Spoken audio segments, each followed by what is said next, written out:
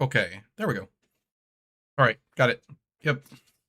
Happens almost every time I restart my computer. Almost all of my applications go to like default device instead of going to my Yeti. I think if you use a headset, then if you just use that for default, it always works fine.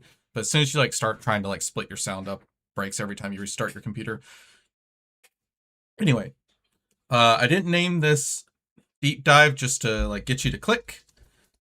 I named it deep dive because class is in session. I have a PowerPoint presentation and everything, and we will be doing a PowerPoint presentation going over like a lot of stuff about Hala. I'm going to encourage my viewers to ask questions. I will stop. There should be time delay, hopefully not too much, and I can ask questions. If you have a very particular question about a statement on the slide, make sure you put that in the question. That way, if I end up going forward a few slides, I can back up. And then if we still have time at the end, we'll do some gameplay. I'll go over some of the deck lists and some of the weird card choices that you're going to see. I'm not going to talk about the weird card choices in the deep dive. The weird card choices can come in an after discussion, because I think there's some deck building that's kind of done for us by LSS with Hala, and then there's deck building that we have to figure out, right? 9 Edicts of Steel, of course, right? Okay. So that's what I'm going to do. I guess while I'm waiting for people to kind of show up to the stream, I'll kind of go over what I've been doing. So, haven't been really doing much streaming. Have been working on Hala pretty in depth. I've hopped on stream with Damien maybe a few times here and there. Been playing a lot of Flesh and Blood. I do have Kansas City coming up. I will probably play Hala, not 100% sure. Hamburg next weekend changes a lot of things if Kasai LLs, right? And then we have Calling Atlanta coming up. I am most likely going to Paris. So through you guys' support, I'm pretty sure the team's going to be able to pay for my plane ticket. So between my work on the Medify page and all that stuff, that's going to support me going to Paris, which is super cool. And I only have the community to thank for that if I end up taking up that opportunity.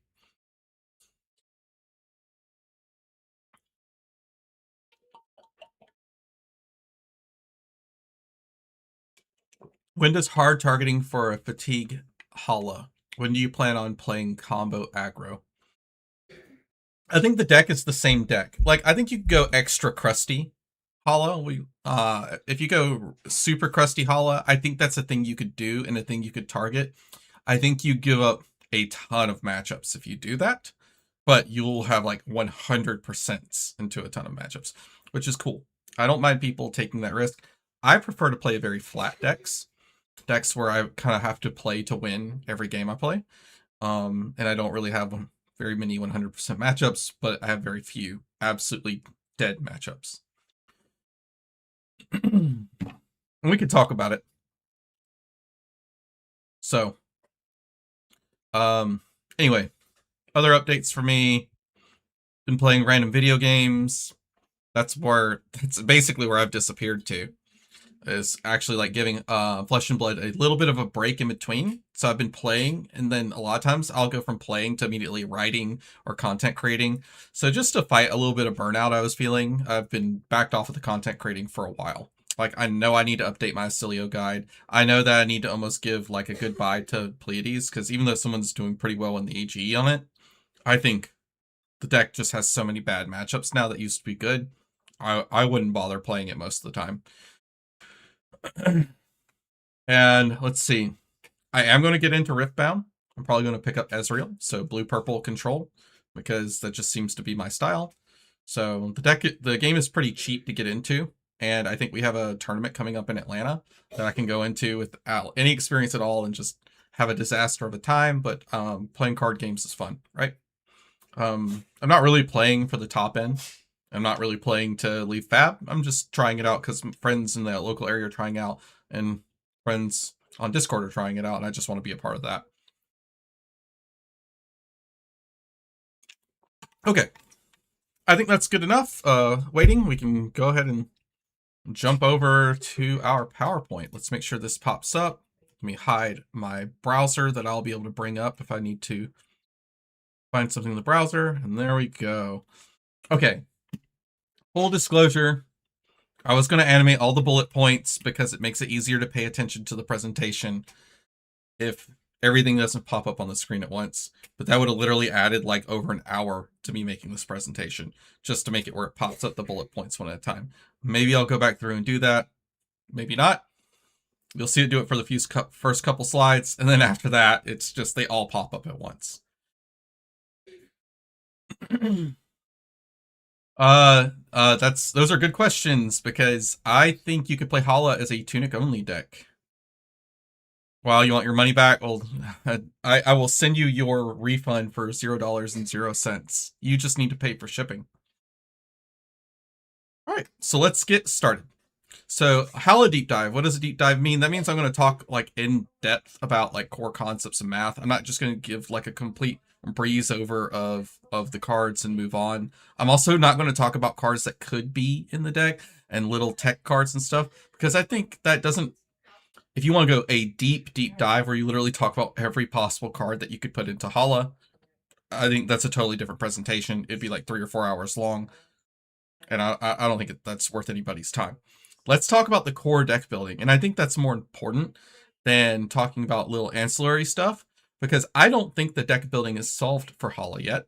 I do think, however, that the core is solved, and the best way to get a solution to the deck faster is have more people playing the deck, more people looking at the deck, and if I can educate you to understand what I think is the core of the deck faster, you get into the deck building much faster. You could do some of the deck building with me, and then I see you win at some event, and now I have to do less work when I've got it figured out because of watching you crush it at some event. All right. So, Hala is a two-handed style hero that uses some of the new quote-unquote warrior mechanics. I put these in quotes because this is mechanics that already exist in the game. They just didn't really have specific names. So, Flurry is a second attack during your turn. No, not another attack during a turn, only specifically a second. And Sharpen is a +1 counter, but you lose all the counters at the end. Like, regardless. There's no way to keep them. That is a totally new mechanic, even though we do have +1 counters as a mechanic that's existed. It's a dual hero power distributed between the hero power on her card and her specialization weapon, Zenith Blade. We've seen this with heroes in the past, where essentially the weapon and the hero are intermingled very tightly. Technically, Hala can play any warrior weapon. The only one I would think you'd ever even think about playing is maybe DGA for some surprise crusty DGA deck. I don't know why you would. You get way more value out of Zenith Blade. So yeah, basically her and her Zenith Blade are one and the same at hero power. And she's kind of like the flip side of Dory, right? Hala's got like the built-in go again. Dory has the built-in second swing. So your two main focuses are large combos, doubling, tripling, or even quadrupling the value of every sharpen. Accruing deck damage through the inherent value of multiple sword swings. So that's what we're doing with this deck, right? We want to do these things where we take these sharpen tokens, which look really bad when you first read them. Like, the first read of Hala's hero power seems not great, right? A blue for 1 point. Terrible. So we want to get full advantage of these sharpen tokens. And then accruing deck damage through inherent value of multiple sword swings. Every time you swing your weapon in Flesh and Blood, you demand a certain amount of points. If it's 3, that's the equivalent of 1 card, right? If it's 4, still about the equivalent of 1 card. And then when we start getting to 5, 6, 7, 8, it's more and more cards that you demand out of your opponent's deck. They could trade some life total to not give you cards, but eventually they will have to give you cards. So your sub-focuses are accruing defensive value through your Valiant Dynamos. I think in Franchise Warrior players won't have a lot to learn about Valiant Dynamos. I'll talk about it briefly in a couple slides. But this is definitely a sub-focus, and you want to revolve a lot of your decision-making around correct use of your Valiant Dynamos in your boot slot. You also have Unexpected Hand and Arsenal Disruption from a value-oriented deck, right? We're purely value-oriented, but we have some really cool tech hand and arsenal disruption. So I don't get too in depth with Drawing Dead or Donkey. We'll probably mention those at the end because I don't even know if they deserve to be in the deck. Donkey probably does just because of how good it is into Ziggy. But Command and Conquer, I think, unless we get something crazy and the deck slot later, Command and Conquer should be a 2 or a 3 of in every single Hala deck. So because we need that arsenal disruption value. So key mechanics: Sharpen and Flurry, right?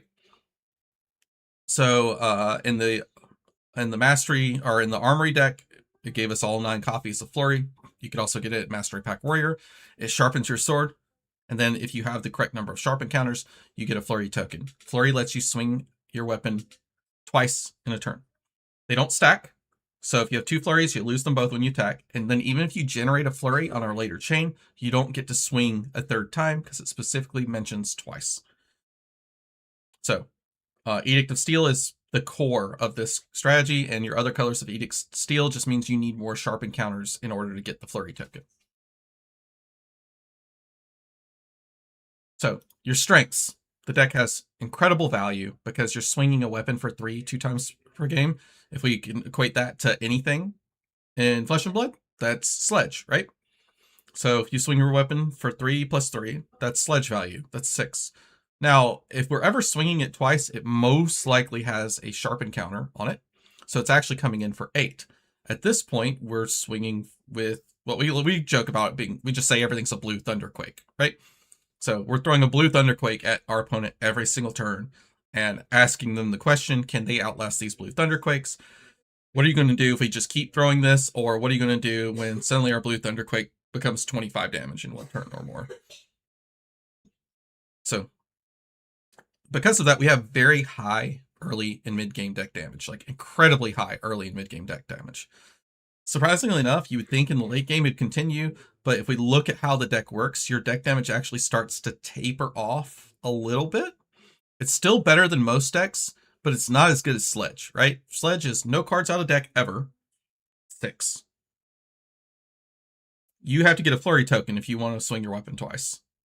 And that's going to cost you a card out of your deck.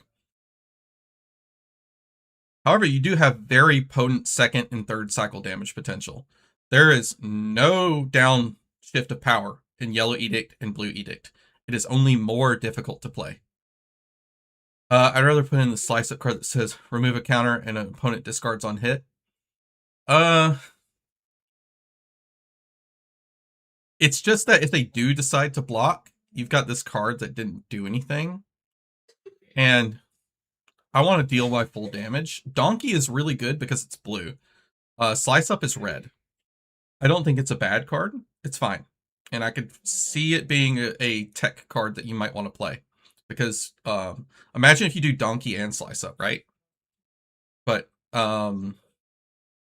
so like you have one or the other. If they block it, overblock it because they're worried about whatever you might have in your hand, you destroy their arsenal. If they don't block it enough, you destroy a card out of their hand. Yes, we are going to cover the richest tech. I even have an example game to show. So that'll be at the very, very, very end. So make sure you stick around. Okay. Very potent 2nd and 3rd cycle damage potential. She's pretty good at pitching down cards. At your worst case scenario, you could pitch one of your really great reds into 2nd cycle, but just swinging your weapon for 3. And because of the edicts maintaining their full value as long as you can get enough sharpens, the damage you're going to be presenting in order to pull these edicts off is actually higher, right?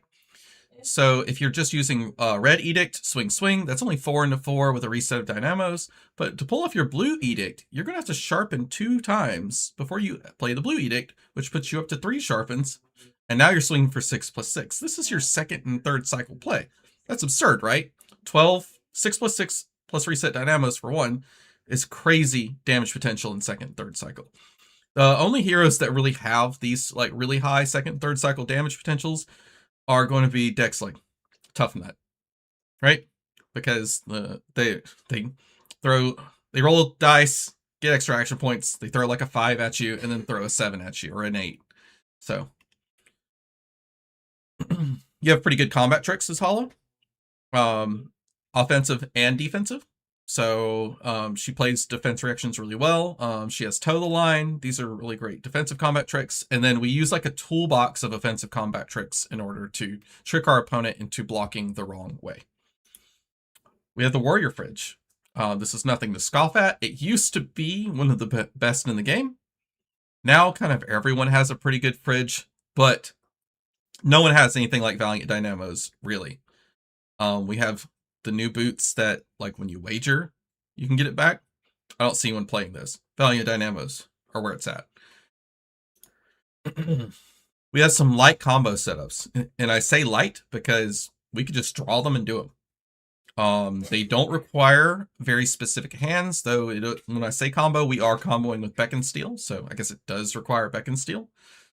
But we have some cute other things like 3 swings and such. This deck greatly rewards pitch stacking. If you don't like pitch stacking, or you really, really suck at it,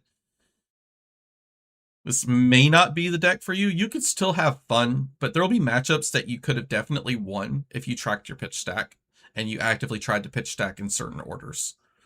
So, or you made different arsenaling decisions or different blocking decisions based off what you're going to pitch afterwards, right? Now, we're not all strengths. We have some weaknesses. This isn't a perfect deck. Heavily reliant on flurry tokens. Flurries are very limited. I think if you played every deck, or every card in Flesh and Blood that said generate a flurry on it, you'd still only have a handful. A lot of them are conditional on hits, and we run almost none of those. So you're very reliant on flurry tokens, and if you don't have them, your deck drops in value quite a bit. Any timeline you think Polished Blade might be making the deck with how many more decent sharpened cards we've gotten. Polished Blade is versatile. If it were blue, definitely. Again, the problem is that it's red. These red cards that steal a counter off of your sword are pretty bad. They're terrible fatigue math. You need your reds to present at least 3 points of value. Where Polished Blade, all it's doing is improving your consistency at the sacrifice of value, which isn't necessarily good for fatigue math, right? You don't necessarily need to be consistent to win fatigue. You need to have a maintenance of value, right? So swinging 4 into 3 with Polished Blade is really bad fatigue math. All right. So next, we're very vulnerable to Warmonger's Diplomacy. There is a critical tech card that you could run to shore up your Warmonger's Diplomacy weakness. We'll talk about that. It's not the best card, but it's very serviceable, and it does help you get around this very glaring weakness. For people who maybe don't know what Warmonger's Diplomacy is, when your opponent plays it, it takes up their action point, but you have to choose whether you're going to do war or peace. War, you can only do attacks. Peace, you can only do non-attack actions. So the problem is that if you choose war, you can no longer activate your hero power to sharpen, so you can't get go again. And so you can't use any non-attack actions to get go again. So it limits your ability to throw any damage. And if they just did 4 go again, 4 go again, 4 go again, 4 go again, Warmongers, and you were keeping a notable amount of cards in your hand and get hit by that, you could just lose the game on the spot because of the value loss. Vulnerable to Ripple Away. Every time you play an Edict of Steel, you've got to clench against any deck that has room to run Ripple Away. Hala runs Ripple Away. So even in the mirror, you play it and you go, are you going to ripple me? So Ripple just says for the rest of the turn, action cards can't create tokens. Your only play around this is to use Toe the Line. So pretty vulnerable to Ripple Away. It's a really good tech card. A lot of people run it. It has play into other matchups like Vincent, so you catch flack, right? Your weapon only comes in for 3 at the end compared to other fatigue-oriented decks where the weapon can come in for 4+. Again, this is that bit of reliance on flurry tokens. Your weapon only coming in for 3 is a huge liability if you fall behind on life total. If you have a very high life total, then that 1 point doesn't really matter. You can just swing for 3 every turn while your opponent runs out of cards because they're at like 1, right? But otherwise, you are at a disadvantage. So I guess the one nice thing is that technically you should be accruing extra value in those matchups by maybe blocking down when you need to and having the opportunity to use Tunic to throw your weapon for 3. Your big way of catching up in the game is Beck and Steal. We'll talk about Beck and Steal in depth, but you're very vulnerable to defense reactions when you try to execute your Beck and Steal combo. We do try to shore that up in deck building, that vulnerability to defense reactions. All right, so Zenith Blade. Basic hero plus weapon math. Classic for one for 3. Really good with Tunic. We've seen decks, maybe in the far past, Fatigue Dory decks, where you just take advantage that every 3 turns you'll be swinging sword for 3 at that perfect. No cards out of deck value, not even a card pitched. That doesn't really cut it anymore. There's lots of good recursion. There's decks that have very, very high value, very, very high burst, but it is still good. And it's still something that if you're playing Tunic, or even if you're playing Grains of Bloodspill, when you have that extra Vigor token, you have to block down, it's really nice to just swing for 3. At the very true end game, like someone might think they have you locked out because they're taking your whole hand, and you manage to rip 1, sometimes 2 cards if it's a 2-block deck. That could be huge. So, and if you don't have to block, every hand is still a base of 4. So that's good. So we're at least at Titan's Fist math, right? Better yet, base of 4 go again. And this comes up. That base of 4 go again is important. And we try to fully leverage that go again effect in our deck math. And that's really the appeal of Zenith Blade, is that for a single blue pitch, you get a +1 and a go again. And if we look at how LSS has evaluated go again to anything, to something, right, is usually 1 card. There's some Runeblade cards that are overrate because that's just Runeblade things, but I like to look at Trot Along, for example. Trot Along costs you an entire card, and it says go again. In fact, Trot Along would give this weapon go again. So if we consider the go again 1 value, we're actually getting +1 value because we get the initial sharpen, and it goes up if we swing the weapon multiple times. So now, we mentioned that Hala on paper, her hero power looks really bad, but now it's actually looking kind of good if we put things in context of Trot Along. We pitch a blue, we get a sharpen, and we get a go again. So, and then every time we swing twice, we actually get an extra point of value because of Valiant Dynamos. And especially in long games, that really, really, really builds up over time. We have a pretty versatile set of hands. This isn't even all of them, but these are the most common ones that you look for. I'm going to go over each hand style in depth. We have an A, B, C, D, and E. And we have a couple little ones here and there that could be outliers. And with it, we have crazy stuff that if we have gold tokens and whatnot, that can get even bigger. If every blue card in your deck that says Flying High Blue, but for swords, it's a good card and it recurs the card. Yes, exactly. Like, I was down when I first read Hala's hero power. I was up once I read Zenith Blade. It just, so good. All right, Valiant Dynamos. We're going to do a quick mention of this, and we'll talk about equipment near the end. I don't think equipment deserves a lot of discussion, funny enough. I think the biggest contention that you're going to find in the deck is whether you should be running Grains of Bloodspill or Tunic. I'm very much a Tunic gamer. There are matchups where Grains of Bloodspill are clearly better, but most matchups are Tunic matchups, in my opinion. Most enfranchised players are going to be used to how Dynamos work, even if you're not a Warrior player, because you're usually thinking about how you can get around Dynamos playing against a Dynamos deck. So every time I mention a double swing, you're going to see the math. There'll be a trailing +1 at the end of all these. Just assume that that's probably me adding in the Valiant Dynamos. But this is actually a critical part in the skill of playing any Dynamos deck, is you need to arrange your blocks to capitalize on Dynamo value. So if you hold the Dynamos back because you think that you're not going to get the right value out of them, and then you're double swinging, you lost a point of value. So a good example of this would be you kept the Dynamos, you used like a 4-block to cover a 4-block, and then the person ends their turn. You should have thrown the Dynamos on literally anything earlier in the turn. So out of Paragon Plate entirely then. Paragon Plate could maybe come back if the deck got more expensive. Right? If the deck got more expensive, but it was better into aggro, I could see Paragon Plating coming back, blocking 2, and then being able to leverage an extra resource for the sharpen is really good.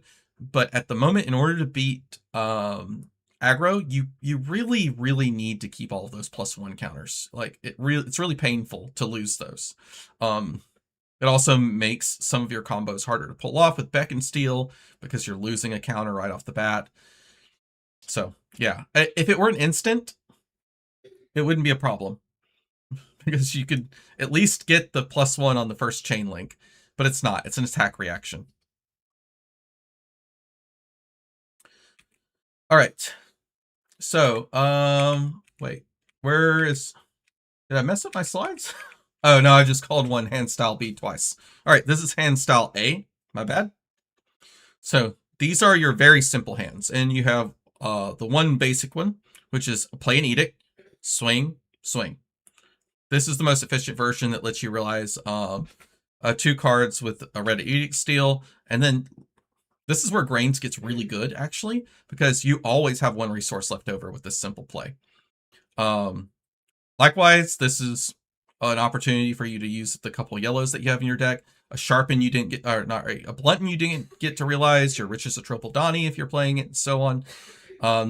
Very, very versatile hand. It also plays around ice cards, so you could play around a Frostbite with this. Really nice. You do have a variation with Toad Line and Sharp Incline. This is one of your more busted hands, especially if you're playing for value against like aggro decks. If you have a Hanging Flurry token, whether you waste an Edict of Steel on turn 0, or you use Toad Line, or you hit Deadly Display the previous turn, you can convert any of those Hanging Flurry tokens with a Sharp Incline into essentially a 1-card 9. Crazy. Super strong. You should be looking for these hand styles, especially if you're playing scrappy, I need to block 2 cards, send 2 cards. Block 2 cards, send 2 cards. Sharp Incline's your most powerful one, but we only have 2 to 3 Toad Lines and 3 red Sharp Inclines. I've been messing with Paragon Plate with Big Blinder because I love Deadly Display red way too much. Yeah, like I said, if your deck is more expensive and you could leverage that resource every single turn, maybe that's the way. I haven't tested it much, so I can't dog down on it.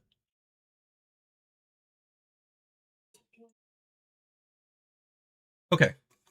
Hand style B. This is the actual hand style B. This is where you get to convert 3 cards out of your hand. And the math will change based off what 1 cost you use. We're going to use Brimming Blade as our visual example, but Brimming Blade lets you sharpen twice. Then you get to play your blue Edict of Steel, sharpen 3rd time, and so now you're swinging for 6 + 6 + 1. If you do it with Swordmaster's Path, it's actually more efficient, but you have to use yellow Edict of Steel or have some other source of sharpen. It's 8 + 5 + 1, or just your hero power. Sometimes that's good enough, right? You have your yellow Edict, you have 2 blues, you're good to go, right? Hero power, yellow Edict, swing 5 + 5 + 1. This is probably your most versatile hand. This is going to probably come up the most often when you're trading blows, especially with mid-rangey decks. Remember, there's no difference in colors of the Edict of Steel other than the difficulty to play it, so you should always play the most difficult one to play in general. So just play the most difficult one. Save, even if it seems like you should be putting blues into the second cycle. Man, dude, red Edict of Steel just makes things so convenient if you actually send a red Edict of Steel to 3rd cycle. You don't have to think about anything if you know you have 1 or 2 red Edicts that have made it to 3rd cycle. You can break your Riri Brace, you can just waste Brimming Blades, whatever, because you're going to get to 3rd cycle and things are going to be super smooth. The nice thing about hand style B is it's threatening Beck and Steel. Beck and Steel is like the way we win games. This card is our Tarantula Toxin. So more on Beck and Steel later, but every hand style B, because you have at least 2 sharpens, you could technically threaten Beck and Steel on 0 sharpens, but usually you're going to be threatening it on 2. You want to get full value out of it, and being weird on goofy on your sharpens makes it more likely to get blocked and harder to get your full value. These become your bread and butter on 2nd cycle as well. So pitching your Brimming Blades and your Red Sword Master's Path, and people, if you play Blue Sword Master's Path, which I think is a really good card, this is how you do these hand style Bs in second and third cycle. I misremembered grabbing 3 red Edict of Steel. Yes, the entire deck would be different if we had Remembrance. Still good riddance to Remembrance. Glad it's gone. Hand style C. This is one that you may not be associated with. I think this hand style is crazy. It's the one that like really lets you play around a lot of counterplay that people try to leverage against Hala. And that's your Sharpen plus Swing plus Throw a 2 cost. Do we run Lessons Learned? You can. It's a fine one of. If you go extra crusty, you could run up to 6, right? So you can consider every 2 costs in your deck a pseudo flurry token, but you don't get the dynamo value, right? That's the biggest difference here. You're losing dynamo value every time that you have to commit to this play line. So the math is 4 plus 4 to 7. So 8 to 11 damage based on what 2 costs you throw. And funny enough, this deck throws Ripple Away really often. Like if you're playing against a matchup where Ripple Away doesn't do anything, a lot of times it's just a block 3, but we could actually leverage our Ripple Aways for 4 value. It's actually quite good. And using your blues offensively this way, this is our blue Thunderquake, right? So your good 2 costs, your Command and Conquer, crazy. That's your best one. Man, I wish we had more cards as good as Command and Conquer. Ripple Away. I did play red for a while, and after, Siren's Safe Harbor blue. I did play red for a while, and after playing blue, I'd rather just run the blue. Losing the 2 points is worth having the better blue count in the deck. We already discussed Ripple Away. That's 4. Weakest Link can be quite good. It blocks 3. It can target some matchups really well. Like if we couldn't fatigue Dash.io, we would probably have to be on Weakest Link to even have a chance in that matchup. Race Face, it's a 2 block. Same thing with like Humble and so on. I guess you could do Amnesia. It is a 3 block, but these are so specific that I don't think you would want to use. I don't think you'd want to use your deck building to do it. I legitimately forgot Ripple Aways and attack way too often, yes. And like it's something you'll have to get used to. It's really strong in Hala. She throws it all the time. Like I actually go out of my way to try to get kills with Ripple Away at the end of the game. So, but this is a weapon deck, so why bother? Why bother having this hand style that's like putting attack actions to the deck? Well, we don't have enough good flurry generation. Just simple enough. Our good flurry generation are 9 cards. Toad line is decent. That's it. That's all we've really got. Your attack reactions, they're all conditional. You can't rely on conditionals for consistency. So you're relying on a flurry token to lock out a game. They de-react you. You don't get the flurry token, and then you just run out of value. They also give you counterplay to cards like Ripple Away and Warmonger's Diplomacy. If you get Warmongers, worst case scenario, just throw a Command and Conquer at them. At least you don't lose full tempo because they Warmongers you. Especially if they Arsenal, right? Sorry, I told you at the beginning of this, I'm a little short of breath. Allergy problems. All right, let's keep going.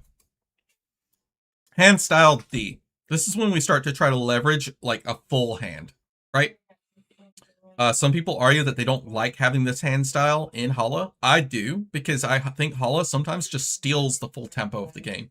Especially your opponent's like, oh crap, is it Beck and Steal? I'm just going to lay my hand down. You need to be able to draw hands that convert a full 4 or 5 cards, and these hand style Ds will do so. So, Edict plus swing plus go again source plus swing. So this is our first variation of the 3 swing that we have access to. It's going to give us 4 plus 7 plus 4 plus 1 equals 16. We don't have many go again sources that are very good.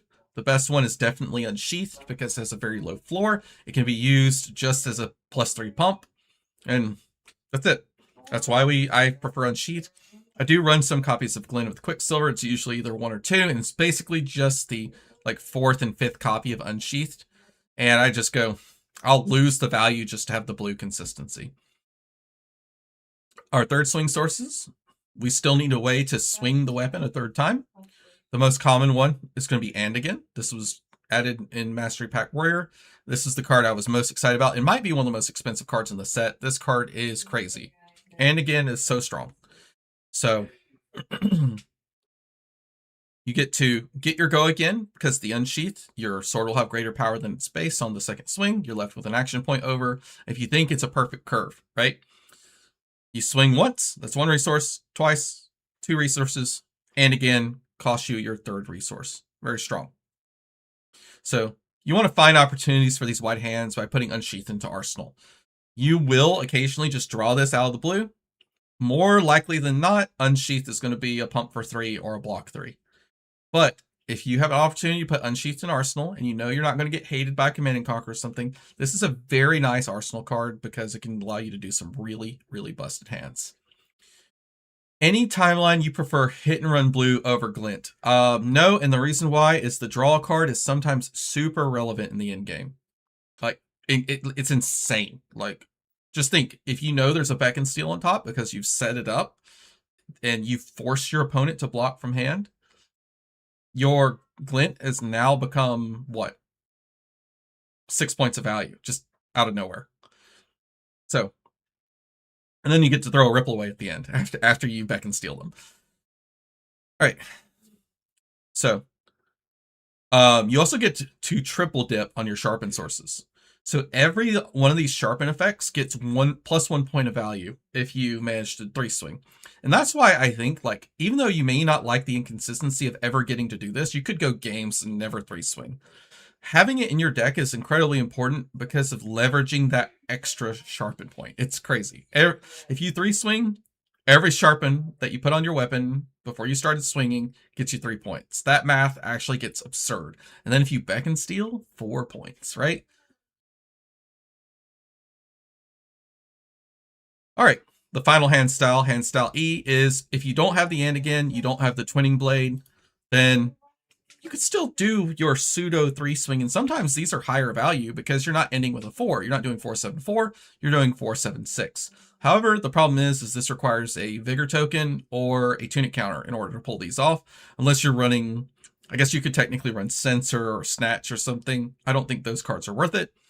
I think just leverage your tunic counter effectively.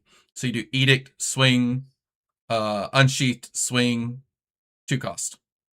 So same concept as style D, but you don't need the 3rd swing source. You're going to use your tunic counter to leverage your Command and Conquer, Ripple Away, Sirens of Safe Harbor, etc. And these hands come up way more often than you think, and I'll tell you why. The reason why these hands come up way more often than you think is because you'll swing, you're left with an attack action in your hand, you're going to put it into Arsenal. And why are you going to put that attack action in Arsenal? Because it makes you safe to Warmonger's Diplomacy, it makes you safe to Ripple Away, it makes you safe to Blunten sometimes even. Like, putting that attack action in your arsenal just completely saves some absolute fail states you could have from counterplay by your opponent. And then you just draw the natural 3 swing. You just draw the Unsheathed, a blue, and an Edict, and you go, man, this hand's broken, and just kill them. So it lets you convert. Also, being able to leverage your life total for tempo and potential disruption is wild, right? So you go swing, Unsheathed, swing. Most of the time, your opponent's going to think that's the end of the turn. Especially because it's just like you're sitting on 1 resource floating tunic counter. They're going to think, okay, this is the end of the turn. I'm going to give them some cards. And then you go, all right, surprise, tunic counter, Command and Conquer. It's almost like a pummel, right?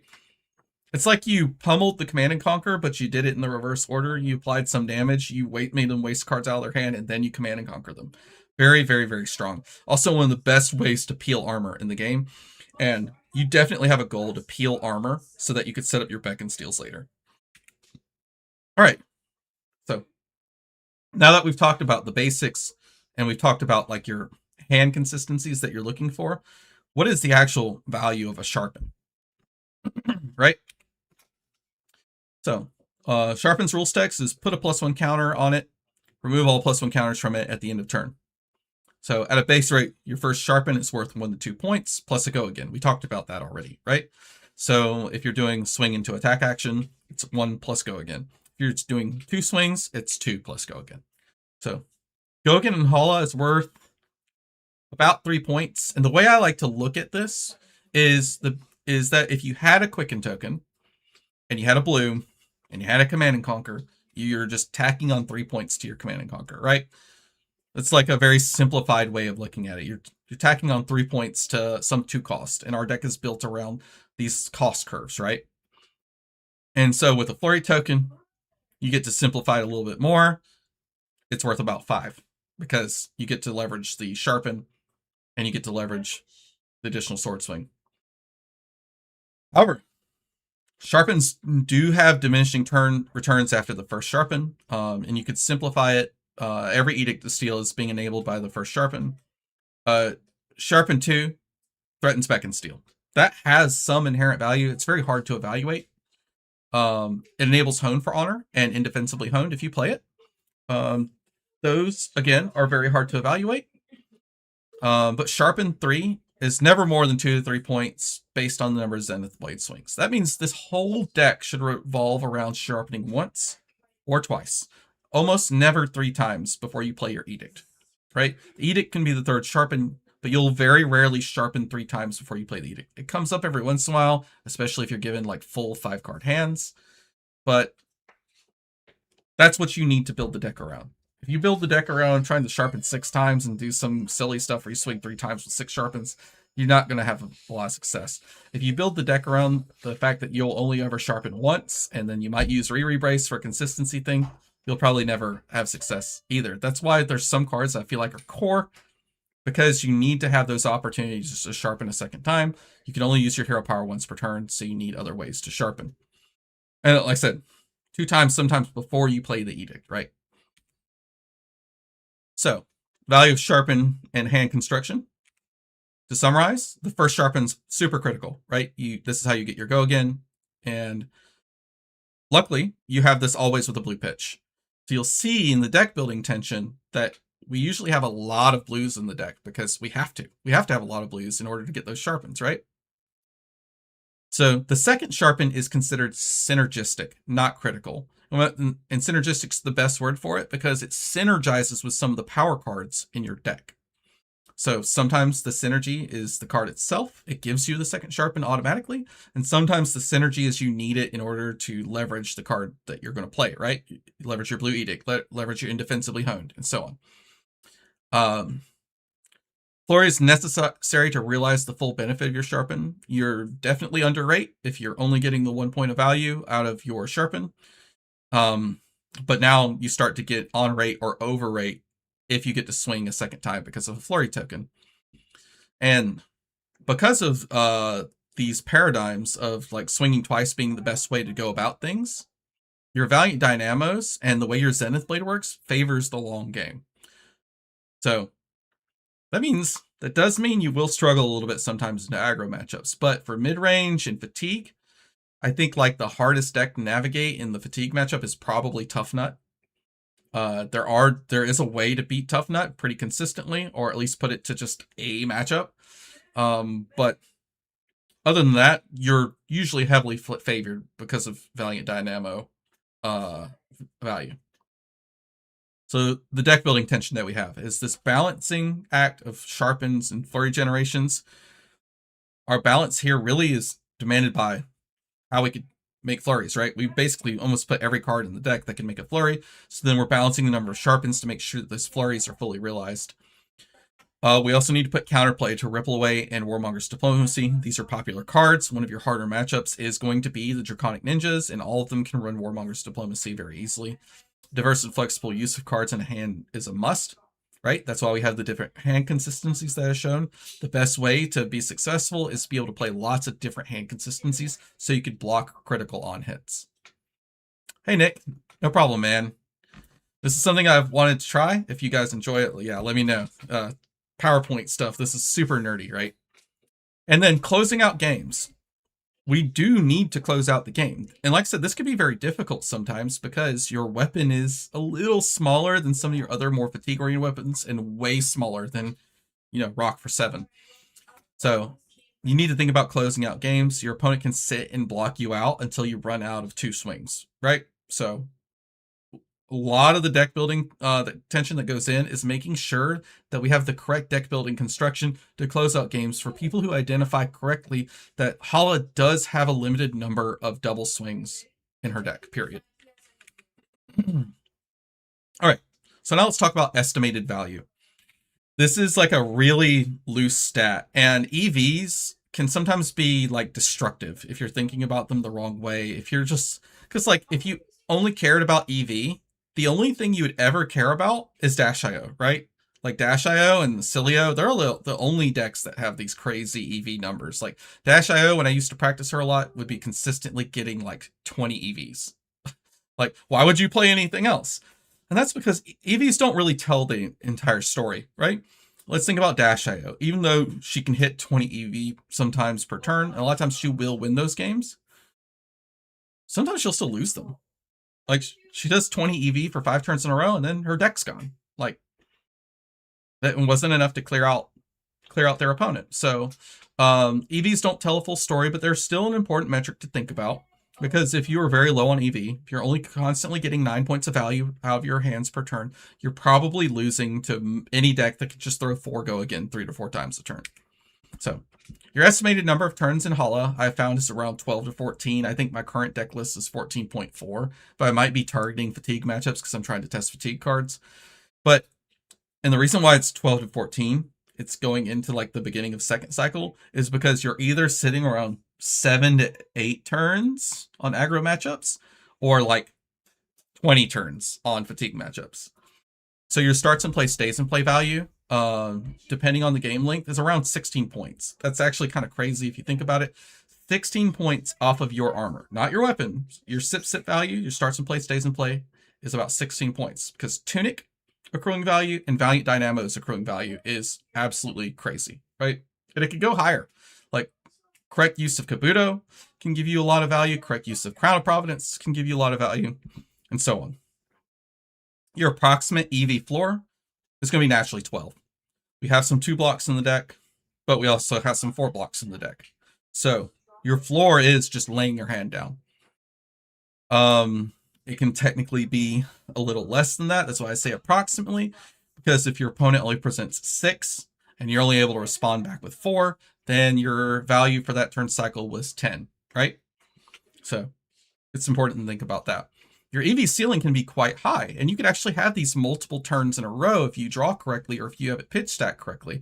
Because remember, like in longer matchups, sometimes your EV across the whole game doesn't matter. It matters like your EV across like a 4 or 5 turn window is what really matters for closing out games. And that could be as high as 21. You can do that like 1 to 3 times per game, sometimes more. Especially with Hone for Honor, right? You can get your Beck and Steel back and play it a 4th time. It's crazy. So your 3 sharpens plus a Beck and Steel is going to hit you around a 21 EV. For those 2 blocks make a flurry, so... But what if you have an Edict of Steel in your hand, right? And you don't have an open arsenal slot. What are you going to do with the Edict? Pitch it, convert it. Depends. Sometimes, toe the line, 2 points. That's all you get out of it. Sometimes toe the line is 1,000,000 points, right? You block a critical flick dagger, a Aurora goes all in on a Path of the Same Ends, and you prevent it using that because they think, I don't care as long as I get a card from you kind of thing. Yeah. All right. Your simplified EVs come out to about 14 points per turn cycle if you do everything correctly and you have a fairly aggressive game. Your longer games, it gets suppressed because there will be a lot of times that you're pitch stacking, you're just throwing 3 or 4. Your simple Edict turns are 15 points. You block with 2 cards, so that's 3 plus 3, and then you're swinging for 4, reset dynamos. Your Brimming plus Edict turn is 16 points. You block for 3, you swing for 6, and then plus 1. So your Brimming is only 1 point higher, and you lost a card out of your deck. And took 3 more damage. So if you think about it that way, if you would have just blocked with the Brimming, you would have still lost the card out of deck, but saved a card worth of life total. So you have to really consider those math values with trading life and such. Sometimes it's just better to block, lose the 1 point of value over the whole turn cycle, but you save a card. You save a card worth of life total value, right? With our current deck building, We're ahead of most mid-range and fatigue battles, but we're slightly behind on go again 4 slot, or 4 go again slot.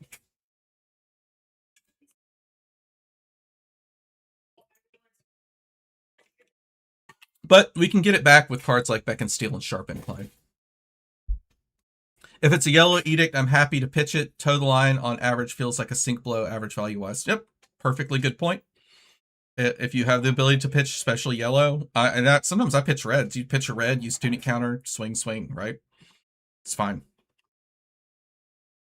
All right, so let's go over some of the individual cards. So for the sake of brevity, I'm going to focus on the core.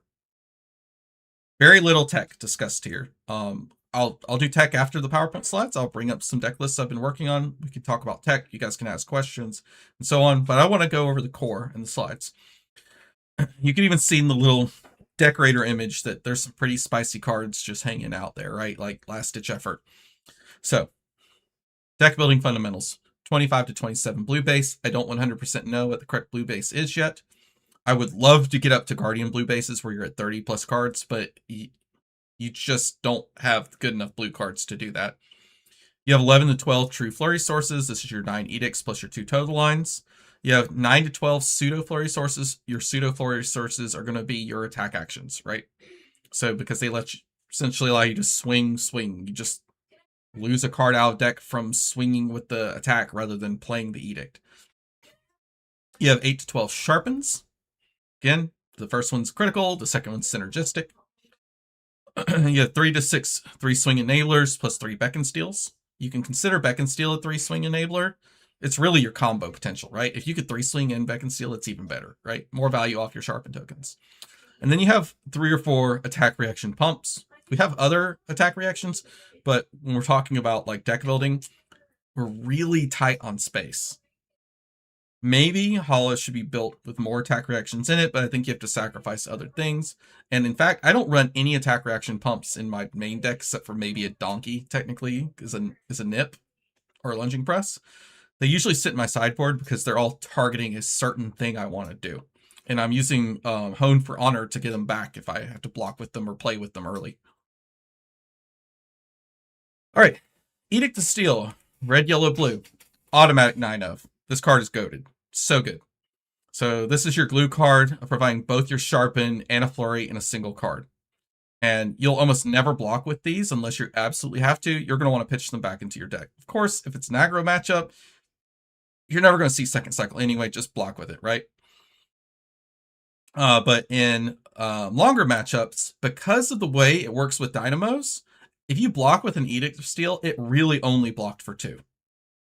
That's something important you need to think about. If you're going to go second, third cycle, every time you block with an Edict of Steel, you blocked for 2 because you lost a Dynamo's reset from your deck. So just remember that. Sometimes you'll go, okay, I'm blocking for 3 because I want to save 3 points of life. Sometimes it's not worth it. You could save the 3 points of life some other way, like by playing a Sigil of Solace when you have full tempo, or accruing several activations of Valiant Dynamos. If you play 3 edicts, then you got the 3 points back. And then, yeah. Every time you double sharpen with an Edict of Steel, you get to threaten Beck and Steel on 2 chain links. So it's so important.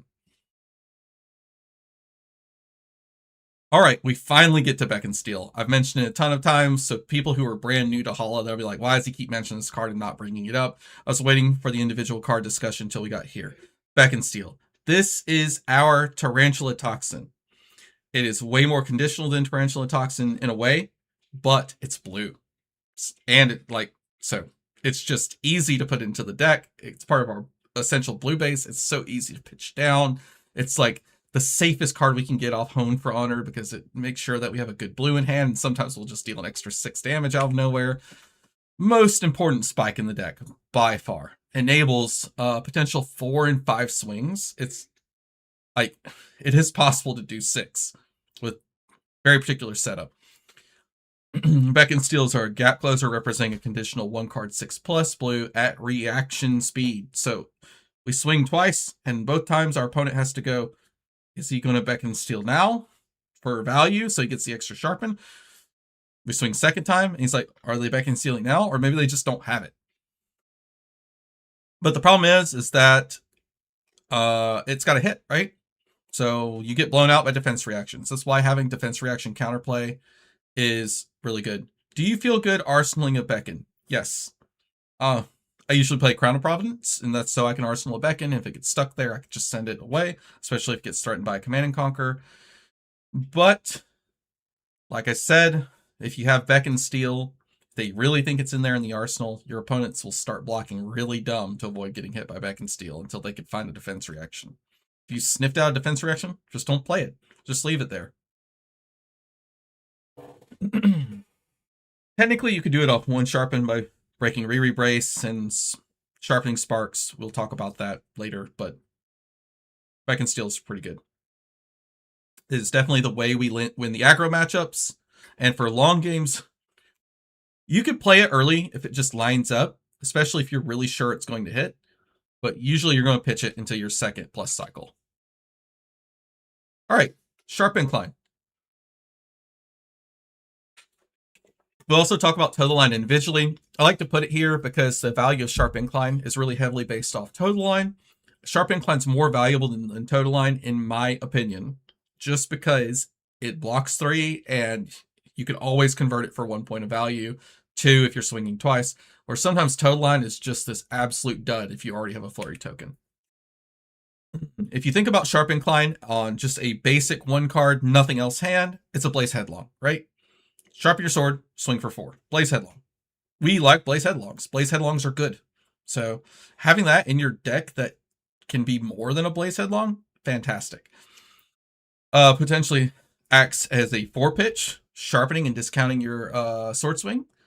So I have no clue why people play this deck and don't play 3 of this card. This card is absolutely crazy. I wish I could fit like 2 yellows in the deck. And I might try to make a deck that revolves around having the 2 yellows and go up to 3 total line. So if this was a purple pitch, you'd probably play it in Hala, right? It is. It just doesn't have the purple color bar. Like, this card's nuts. It's so strong. I actually liked Paragon Plate, but it's so much worse with Beckon Steel out there. It does facilitate 4 into 6 with CNC more consistently, but than Tunic, but that's about it. Exactly. And like, it's just because of the attack reaction nature of it, it just invalidates some plays that you would make. You'd have to wait till the next swing, but maybe you need the resource immediately, and then you can't back and yada yada yada. All right. Yeah, so Sharp Incline is so good that it's possibly playable in yellow, because Sharp Incline yellow would be your potentially your best possible second sharpen that you could have in your deck, right? Because the yellow becomes a purple pitch if it's your second sharpen. It's crazy. Again, we're talking about stuff like pitch into Hala's Hero Power, play yellow Sharp Incline, play blue Edict of Steel, swing for free, Tunic counter, swing again. Like, these are really, really efficient plays that really leverage your Tunic counters or your extra Vigor tokens, right? Automatic 3 of still, I think. I can't imagine playing a deck without 3 of these in there. Now, total line. So, I think every deck should be on 2 to 3. Prevention effects are very strong. Good into arcane decks. Good into flip knives. Good into various other things. Instant speed. Lets you get around Command and Conquer. Lets you get around like other random things that might affect your arsenal. Gets around Dominate. Like, it's just so solid. It's really good in Sage. I plan on making a Hala Sage deck eventually. Most of her good cards are in the rare slot or lower. So, Total Line creates these potentially really insane high roll combos because we don't need a card to create a flurry token on a future turn cycle. So example, you get some really, really, really insane turns if you have a floating flurry token. That's not really possible unless you're doing some crazy gold stack break. So like the coolest example that I've seen like come up out of nowhere is Swordmaster's Path for 3 with an extra sharpen. Brimming Blade sharpens you up to 3 times. You swing, you get a free Swordmaster's Shine. So now you're going from 9 because of the Swordmaster's Path up to 14. and then you have 2 beckon steals and you double beckon steal, your opponent's dead. Like, if you ever draw that hand, your opponent is just dead. Like, that is almost zero counterplay in Flesh and Blood to this play line. It just almost doesn't exist. And if you could pitch stack it, again, there's almost no counterplay to this. And it is 38 damage if you have Tunic up to do the final swing.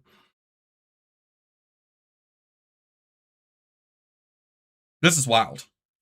So, the worst hands in the deck that I found from playing, though, have 2 total lines in it.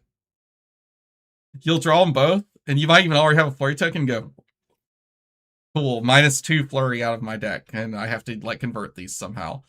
That's why I'm not on 3 copies at the moment. If I were running more sharpened clients, I would probably run the 3rd copy, and I would only side it in to longer games where sometimes I could just take a hit and pitch it back into my deck.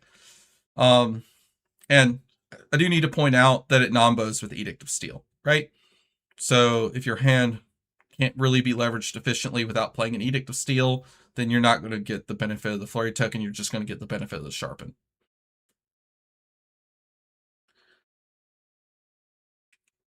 All right, Brimming Blade. So this is your only base double sharpen outside of Reverent Rear Brace. I like saying Rear Brace because it's fronty. I know it's Rare Brace.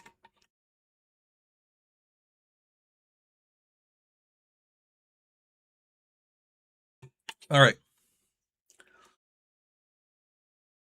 At 1 cost, this card is potentially really bricky, and it has an embarrassingly low floor of a 1 cost for 2 damage. Like, this card can feel like such a stinker sometimes, but the previous hand example I showed you, Brimming Blade is such a huge enabler sometimes as well. This is your easiest way to leverage Blue Edict of Steel. It works really great in the 2nd and 3rd cycle, and the card is embarrassingly low floor because it has an incredibly high ceiling, right? 2 swings, you're on rate at 1 for 4. That's a leg tap, right? 3 swings, you're now at 6 value. A 1 for 6 go again is wild. If you get up to 4 swings somehow, 1 for 8 go again. It's absurd. So, really good card. You have to deal with the low floor. Usually, this is a great arsenal target because you don't want to just play it for 2. Or you just block 3 with it, man. It's fine. If you can't send it to 2nd cycle efficiently, if you don't have space in your arsenal to put it, it's okay to just block with this. This isn't the make or break card of the game, though it does cause your highest ceilings. I love explaining to someone how Brimming Blade is our Surging Strike for Whelming Gust Wave. Yep. Same thing. You draw 2 Surging Strikes. Sometimes, like, the card's just got a really low floor. You don't have the follow-up, and you know you're against a blocky deck. Sometimes you look at Surging Strike and be like, man, I'd rather just Kadachi 4 than try to convert this Surging Strike. Hey, it also blocks 3 compared to Surging Strike only blocking 2. But yeah, most of your highest value turns are going to start with a Brimming Blade or Swordmaster's Path. So, this card is also bricky. I think it's got a little bit better floor than Brimming Blade because it's got a floor of 3. Play it, swing the sword, deal 6 damage. That's a bit better than 5 damage, right? If you want to fully leverage Swordmaster's Path, you really need your larger hands because you need to sharpen.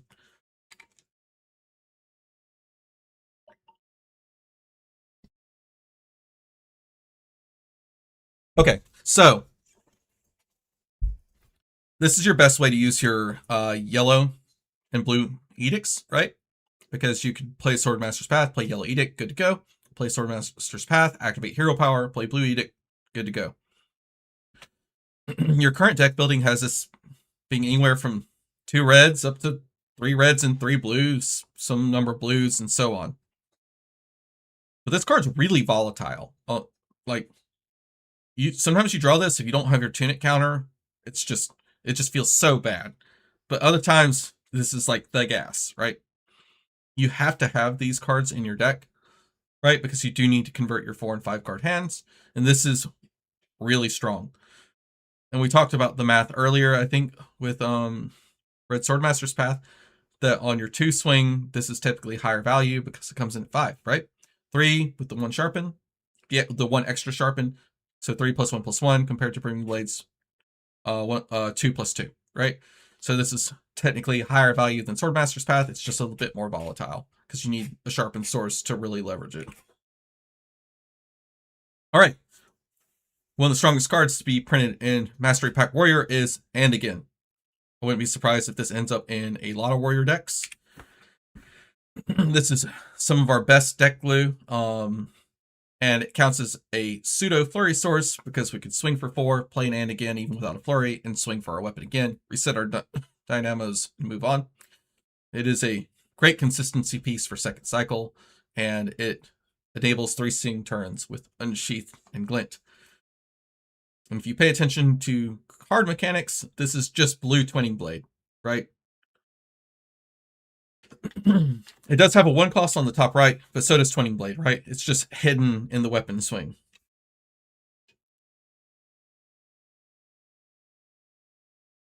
I don't know. I've never been sad to have a blue. Oh, no, I'm never sad to have the blue.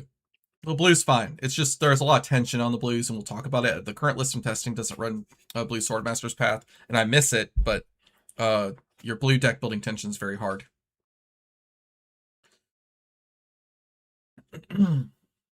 I don't. And Again does not sidestep Kabuto. Kabuto does prevent And Again from working correctly, if that's what you mean. All right, and then Twinning Blade. If you want more And Agains in your deck, Twinning Blade could be your copies 4 through 6, depending on how many you want to run. On top of that, Hone for Honor can target Twinning Blade, so I really like having at least 1 Twinning Blade in the deck to come up to basically 4 copies of And Again.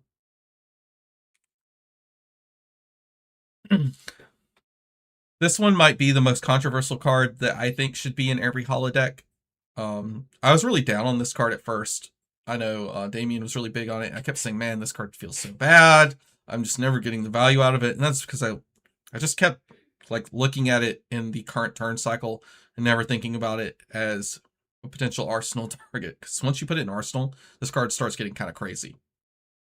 I was like, shouldn't I just run Glint instead to have the better blue consistency? No. Unsheath is really, really strong. So, this is our 3 swing piece. This enables all of our 3 swing turns. So we could triple sword swing with And Again and Twinning. We can triple sword swing with attack actions. So it has a great floor. Incredible floor, right? Literally, this is the only card left in your hand. It is an Unsheath. You have Tunic counter. You play the Unsheath. You play the Tunic counter. You swing for 6. That's awesome. 1 card 6 is very, very, very strong. So again, we have Glint of the Quicksilver. Glint of the Quicksilver and Unsheathed are very, very similar cards. Essentially the same card in a lot of ways. It's just we lose the +3 guaranteed because we play it as a blue. You can consider the card draw if you get it as the +3. But Unsheathed is generally a higher floor, so we play 3 Unsheaths instead, even though it does affect our blue base.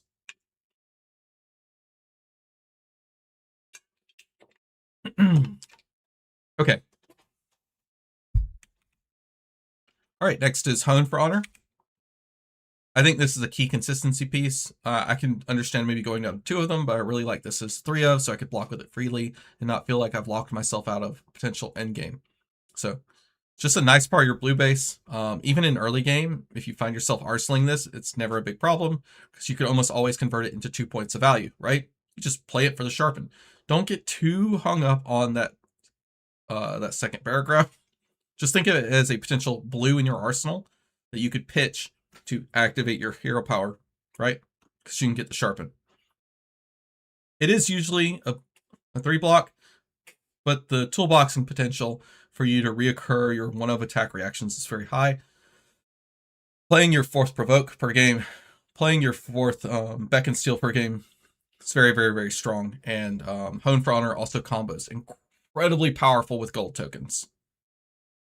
Sharpen, Sharpen, Hone for Honor, Break Gold, draw Sword Master Shine, look your opponent dead in the face. They know you have a +5 attack reaction that costs you 0 because you sharpen 3 times. And they go, I do not know how to block correctly. And the answer is they can't. Right? Very strong. 6 + 6 with a 5 hanging over their head. Whew, man, that's a bad place to be. Then we talked about one of the good cards that you can target with Hone for Honor is Provoke. Again, I think this is a guaranteed 3 of. I think you're giving up way too much utility and disruption if you're not running 3 of these. Right, it does 0 damage. It even tells your opponent to block when you maybe don't want them to. But a lot of times your opponent is going to block. Think of it this way. You triple sharpen. You're ready to go. Sorry. Allergies causing like asthma-ish. Let me get a cough out real quick.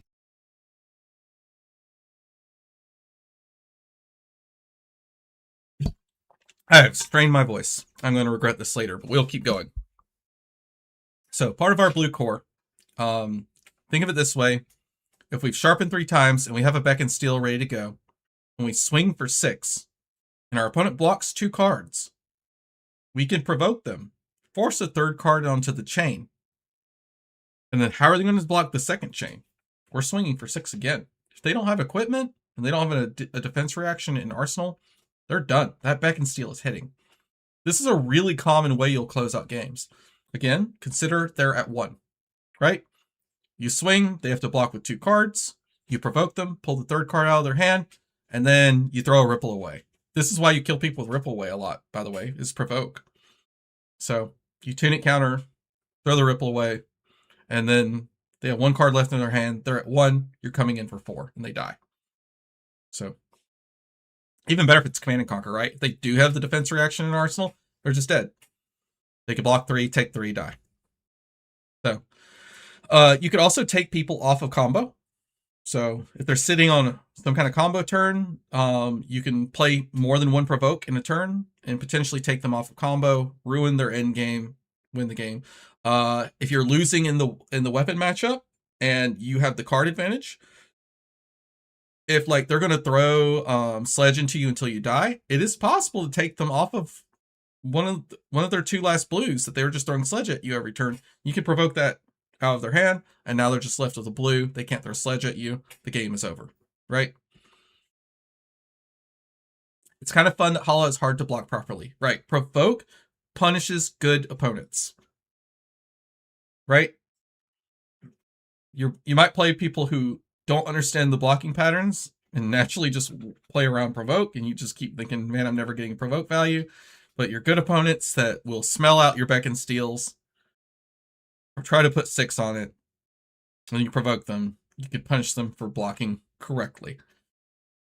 So important. It creates blocking decisions that cannot be correct, right? All right, our attack action core. So one of these is not like the others, but I have to mention it here anyway. So you should have somewhere between 7 and 10 copies of attack actions in your deck. This improves your overall pressure, shores up the fact that you only have a limited number of ways to make flurry tokens, and they let you dodge some counterplay like Kabuto or Ripple Away. Once you have a Command and Conquer in Arsenal against your warrior opponent, every time you throw an attack, if they Kabuto you, you're safe. You get to throw a Command and Conquer, right? Not only did they just give armor that they could have used to cover the Command and Conquer, they're not really getting any value. Yeah, they keep you off dynamos. Yeah, you lose sharpen value, but you don't lose everything. You get to throw the Command and Conquer at them, you ate up their Kabuto, you get to move on with your life, and then you can start threatening the Beck and Steels and big 3 swings. Sirens of Safe Harbor, we discussed this. I like the blues better now that I've play tested with them. And then Ripple Away, that's in the deck. Ripple Away's just got too many places that it's just too powerful on. It's good against Puffin, it's good against the mirror match, it's good against Vincent. It's so good. Unfortunately, once you start playing attack actions, you become very vulnerable. You're already vulnerable to Codex because frailty tokens suck for warriors that like to swing more than once per turn. But if you have attack actions in your deck, you're now extremely vulnerable to Codex of Frailty. So You have to have the overcrowded in your deck, or there's game states you could get into against assassins where if you don't have overcrowded, you just lose to Codex of Frailty. And there's nothing you could do about it, right? So you're kind of stuck playing this in your deck. I would not be greedy and just not run overcrowded. It's just not a good idea. It makes you limit your arsenal usage so much, and you're always having to sit on a D-React arsenal. And if the assassin is playing Command and Conquer, now you're like having to protect a D-React that you shouldn't need to bother protecting, and so on. Just play the overcrowded, shore up your end game strategy. I've even killed people with the overcrowded before. Like, you do get to swing for 4, throw overcrowded. It does happen occasionally. It's really funny if you ever get the kill with it, but yeah, it's there because you're running attack actions and you need to counter Codex. So your pump reaction core. You have space for approximately 3 pump reactions in the way I think you should be building Hala. If you have less defense reactions, you can have more pump reactions, but I really think you should have some core of defense reactions, and it takes up a lot of those slots. So I've been playing with a lot of one-ofs, right? Because we have Hone for Honor, we can toolbox them, we can get them back if we have to block with them or we use them early. So you get to choose the tools that you want in your toolbox, whatever you like best. I think the only one that should definitely be in every deck is Swordmaster's Shine. It's a great one of. When you do the triple sharpen, if you have this in your hand, or if you could hone it and put it back on top and draw it with a gold, it just basically guarantees you're going to hit for the turn. The density is just wild. Cracking a gold for 5 points of value, insane. Jagged Edge, obvious uses against like Ziggy, prevention decks. It's just a solid 1 for 3. Sharpening Sparks has recently replaced Deadly Display. I really like Deadly Display. It fits into a lot of the curves. Swing, Deadly Display, so good. And the extra flurry generation, and like I said, some of your most cracked turns are Hanging Flurries. Hanging Flurries are wild. But it blocks 2, and Sharpening Sparks might edge it out just a little bit, and it's only because Sharpening Sparks is your only way to play around Warmonger's Diplomacy. Right?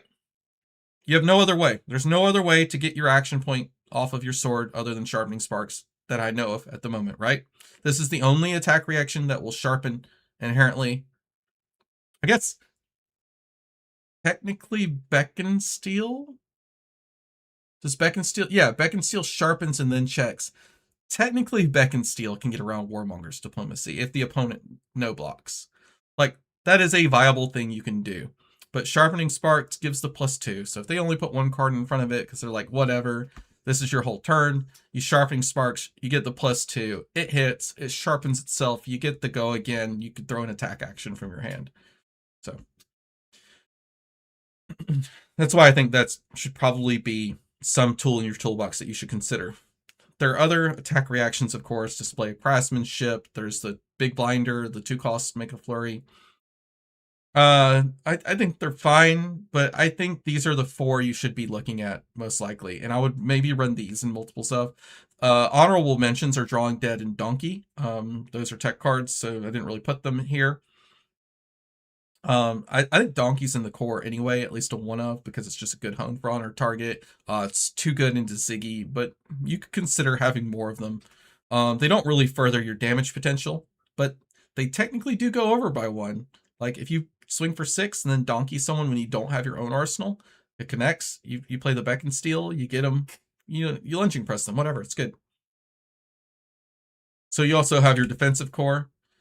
This is one of the most variable features in the deck list. However, I think a good starting point, it has to be 3 sinks, 3 shelters, 3 bluntons, and 2 total line. Maybe when Mario hits Living Legend, we can get rid of the shelters. At the moment, shelters do a lot of work. They cover flick daggers, or flick knives for flicking daggers. This is the only defense reaction that's good into both versions of Acilio, right? Because you could discard it as pseudo AV1 across three spells, which actually comes up a lot in Acilio. Or if it's, if it's Gone and Flash Acilio, you have a 4 block. So this is like the only defense reaction that you feel good knowing that it'll get full value against either Acilio. Sink Below is really good consistency, so you have to run it. And I just think you kind of have to have Sink Below in a deck that can brick, right? Your floor being just sharp and swing 4. Blunton, absolute war crimes. You have to run a 3 of these because if your opponent warrior is running 3 of these, you're going to lose. So if they're running 3 and you're not, they just beat you. So it's a yellow pitch, so it's really got a pretty high floor as being your pitch card. Sometimes they're better in second and third cycle because you can just lock your opponent out of stuff. Toe the line, already mentioned, so don't really need to talk about it again, but that's part of your basic floor. If you were running 3 toed lines, you'd probably have 1 sitting in your sideboard, and you only bring it in for certain matchups.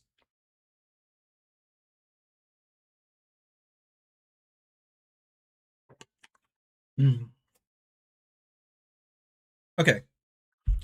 I saw someone in chat mention Shunt. Shunt is a tech card. I will be running some number of Shunts in my deck, most likely, but I don't think it's part of the core, right? Because in order to establish that Shunt has to be part of the core, I also have to establish that you're only, like, you have to have Tunic whenever you run it. So it's not part of the core. It's like a sideboard slot. It can go in. Are you running reds so that you have a good 1 for 6? Or are you running blues to counter Ziggy? Like, what are you doing? Are you going to spend 2 slots for only Ziggy? Because I've been testing the blues and they suck into everything but Ziggy. Anti-fatigue core. Is this even necessary? Do we need an anti-fatigue core?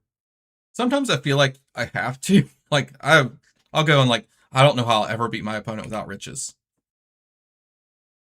And the other times I'm like, I just beat the brakes off of them. I'm like 12 cards up on them at the end of the game. It's hard to evaluate whether I'm playing against bad opponents or good opponents in the fatigue matchup. So I'm still kind of out. Sorry I missed the start. Is Truce in the deck? No. I think the card is terrible. If your opponent just says whatever pass, like, I mean, yeah, that's kind of good, but you also might be looking at your hand and be like, all right, sharpen swing 4. It's just not very good. Giving your opponent life total is not very good. And then, like, taking the turn off just to draw an extra card, I would rather throw a Ripple away. It's fine if it's your pet card. I'm not going to bash you for it. I just don't think it's very good. I wouldn't run Truce. I would only run Truce into decks that, like, stack Rune Chance, for example, where you literally can't throw an attack without ruining your game plan. How the heck does Hala need riches when she's already on one of the best decks in the format in a fatigue with her base kit? Hone for Honor, draw Swordmaster's Shine. There you go. I just sold gold to you. Hone for Honor, put Swordmaster's Shine on top, draw it, and look at your opponent and be like, I guess you die now. Yeah, Riches is really strong. I think it probably, if you're going to have an anti-fatigue core, I think Riches is like the only required card. It's probably a must. I'm going to show a demonstration after this PowerPoint, and I'm going to show you a game I was dead lost on fatigue math, and I won because of a gold stack. So it is a 350 card, and the reason I'm not playing Marlin or Kasai.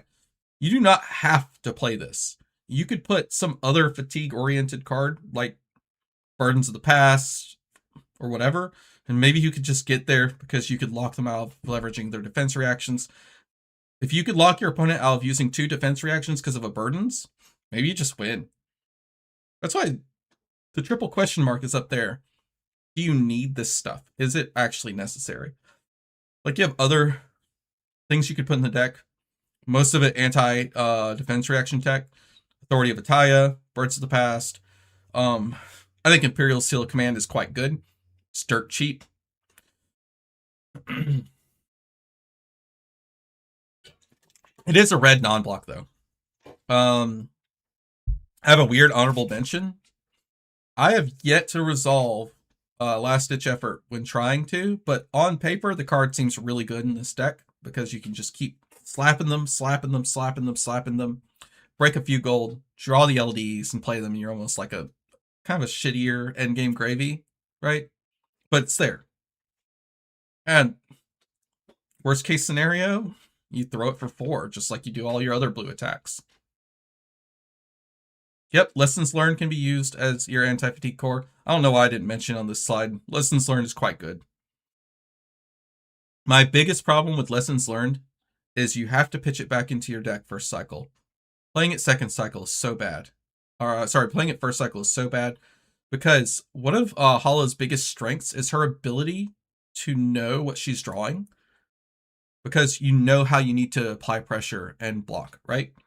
So whenever you play Lessons Learned, yeah, you get 3 cards back into your deck, but you shuffled.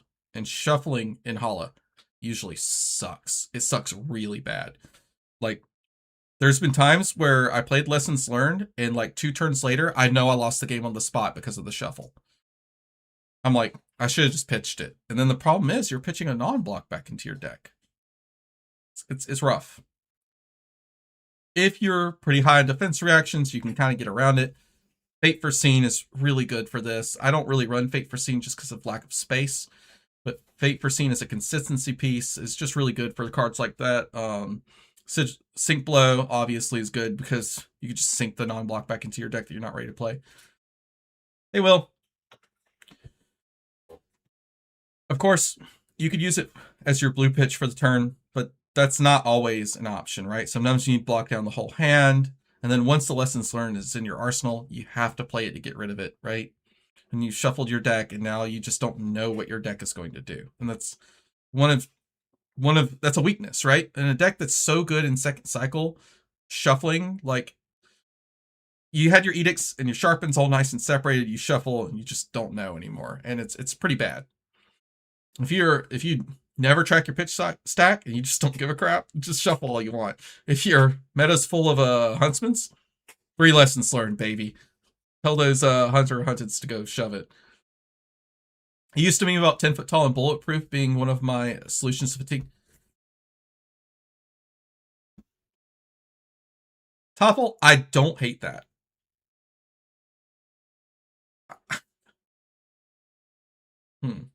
Okay, I might have to. I might play test that later. 10 foot tall and bulletproof. It's pretty good. That's not the hugest problem if you're playing into hard fatigue, since they don't put a ton of first cycle pressure on. No, I think it's a pretty big problem. Drawing your hands incorrectly in the second cycle so that you can't leverage enough to keep applying pressure and stealing cards out of their deck, when you don't just naturally pull 2 cards out of their deck with every sword swing, is a big problem. You need your hands to be good. So second cycle is where it's really critical. And if your second cycle sucks, you're going to really struggle when they start to do their second cycle stack, right? Like, just think, if you've shuffled and you just randomly draw whatever trash in your second cycle, meanwhile the Jarl is in his second cycle drawing his Oakenolds, his Command and Conquer Pummels, right? If you're not applying pressure when they have those hands, you're going to lose, right? It's okay to get hit by those stacks, as long as you threatened enough that they took damage to do it, right? A Command and Conquer Pummel doesn't lose you the game, even close, if you slap them for like 12 damage in order for them to do it. Yeah. Like I said, it's fine. You could pitch it. You could have it later. Not a big deal. But your blue base is highly in contention. You'll notice that most of the fatigue cards I have are this weird yellow and red stuff, right? And I'm showing up my blues otherwise. So just depends on how you balance it out. I don't think Lessons Learned is terrible. Most of the time you're going to be playing it and grabbing Provoke and like a donkey, right? All right. So after that long discussion, like, what are we on? 90 minutes. This is why I'm dying. I'm choking to death. You missed this. We talked about Blue Sirens. It's really good. What's actually necessary in a holodeck? What would we say if we're going to start? What is our cards that we're grabbing right off the bat? Yeah, well, the deck building conclusion is really, I think the deck is unsolved. Like, the only thing I could say for absolute surety is that we should be on 11 sources of flurry, right? At a bare minimum, right? Your 9 edicts, 2 toes. You should definitely be on Anigans. I think that's about it. I could see potential arguments for like everything else. Like, because Brimming should be in the deck, but God, does Brimming brick sometimes. Well, I can see it. Like, if you said, I came up with this like cool deck concept where it doesn't bother needing to have like the inherent sharpen built into a red card, right? So I've played over 100 games with this now, and I don't feel like it's solved. That I actually kind of find that pretty exciting. Pleiades, I felt like we had most of it solved, like 90% solved within 100 to 200 games. Jarl, when I was playtesting Jarl, I felt like it was solved down to like 2 or 3 cards within 100 or so games. This, I have no clue. Like, I still feel like I want to try out a bunch of different cards, and I feel like there's a lot of deck building tension. The tension's really high, right? You need sharpens, you need pumps, you need reacts, you need flurries. Could that make it a bad deck? Possibly. I don't think it is, but sometimes when the deck building tension is too high, it does actually end up being not a great deck. I'm really tempted on trimming the 2 brimming and leaning more into attack react version. Yeah, there's a potential to cut a brimming to put in an attack reaction. Yep, and that's a note here. Should there be more pump attack reactions? The biggest problem with attack reactions is, in general, they're just on rate or under rate. We don't have Tarantula Toxin in our deck besides Beck and Steel. We don't even really have any viable 0 for 4s, right? Like, Arachne's got tons of them. We don't. However, having some attack reactions in your deck makes your Beck and Steels more consistent. So there could be a balance there. Could there be some styles that are undiscovered? Possibly, but the reason to play her is definitely Zenith Blade. So you've got some locked in deck building choices you have to make to leverage Zenith Blade. And once we're on Zenith Blade, it's like when you really think about it, the difficulty in the deck building isn't the core 3 ofs. We can kind of agree on a lot of core 3 ofs, especially if you think that the 3 swinging is necessary. If you think the 3 swinging is necessary, we could come down to a lot of core 3 ofs that we say have to be in the deck. The cool part about this deck is figuring out those cool 1 ofs and 2 ofs, and there's actually lots of space to massage those around to fit your particular play style.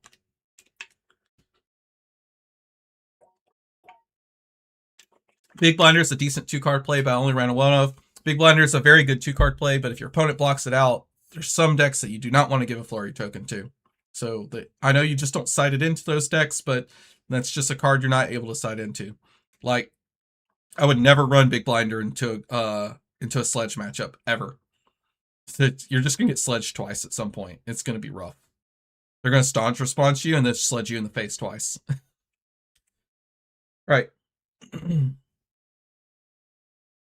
No. I point at the top. The deck is unsolved. I would say that I think there are sets of core 3 ofs, but the only ones that I would say are for sure are your Rainbow of Edicts and your Anigans. Tudeline is a 2 of, so it's technically not a core 3 of, but I really think you'll always have them. If you agree that 3 swinging is a necessary part of being successful with this deck, you have some more core 3 ofs that are definitely going to come up.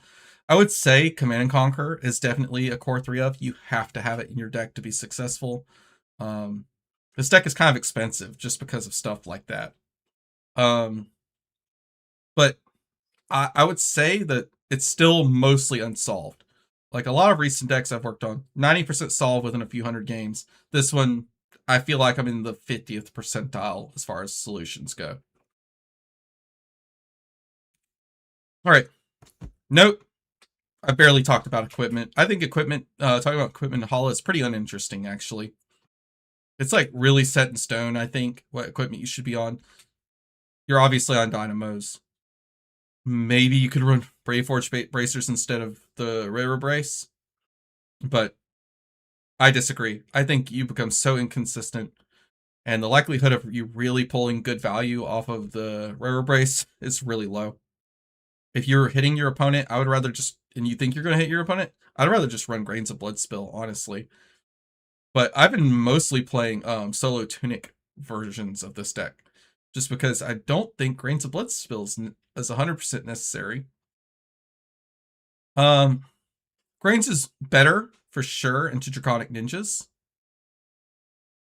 So I have to ask, you think we should seriously stare at Showdown? Is that the one is that the front pump that you wager a flurry token?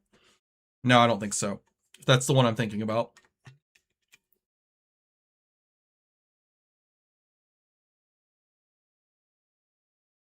Yeah, so Grangs is really only for like your super short games. You'd think it'd be good into Gravy Bones, but it's not. It's terrible. Just run Tunic. Um, there could be other matchups where it's really nice to block two on occasionally. Kasai comes to mind. They ever swing raw sword, it's really nice to put a 2-block equipment in front of it to stop Bloodfallow's Blade. For a while, I was trying Balance of Justice. The card sucks in the current meta. You're not good enough of a fatigue deck, though you are pretty good at fatiguing Dash IO. I consistently do it. But you're not good enough that they feel like they have to let you get Crown of Providence in order to push. They'll just play around it. And so I found consistently, and yeah, maybe they play different because you haven't play, but I just rather run Crown of Providence. You can just put whatever dog water card in Arsenal you want, and the first time that they threaten you with a bunch of damage, you block with Crown, draw the card. Good to go. Kabuto is for anyone else that like swings their weapon as part of their second chain link. So this is really good into most warriors, crazy into Ziggy, and pretty good into Tough Nut. It's very hard to use into Tough Nut. They could play around it sometimes, but there are a couple play lines where they reveal very clearly that they're going to swing their weapon, and you can use it as a pivot turn. Finally, I think you should be on AB5 for Acilio at the moment, unless they ban something to change things. I think the best way to approach this is with Arcanite Skullcap and AB2 Boots and Gloves. This is nice because it gives you a choice of AB1. Against decks where you might need to be aggressive, you could run the gloves. Against decks where you want to hit back and only play value, you could run the boots. Right. Backwards on those. You run your rare brace in decks where you need to be highly aggressive. You run the boots in decks that you want to like play very mid range. Yeah. So this deck has a very specific style of playing into Acilio. If they're Arcana Acilio, you basically never swing into them, and you just keep pitching Riches of Tropaldani over the course of 50, 60 turns. And once you get up to like 6 gold, you could just one-shot them. It's a really unsavory way to play. If you play against good Acilio players, it's actually pretty exciting because they'll start doing the thing where they walk down their own life total. And once you get in that those matches are super fun because you're both playing this game of chess of when it's time to really go, right?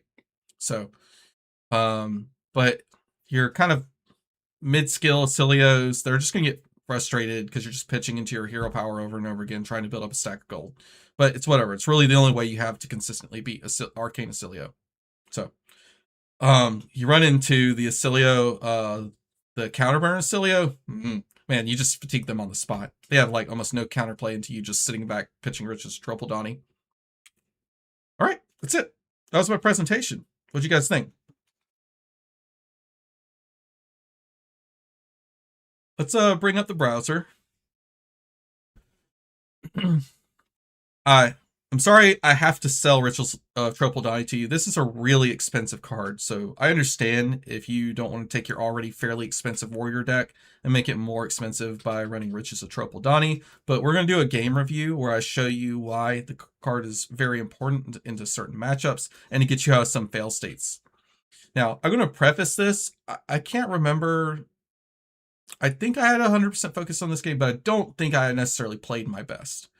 So I could have maybe had better play and executed this without gold, but having the gold stack definitely got me a win in this matchup.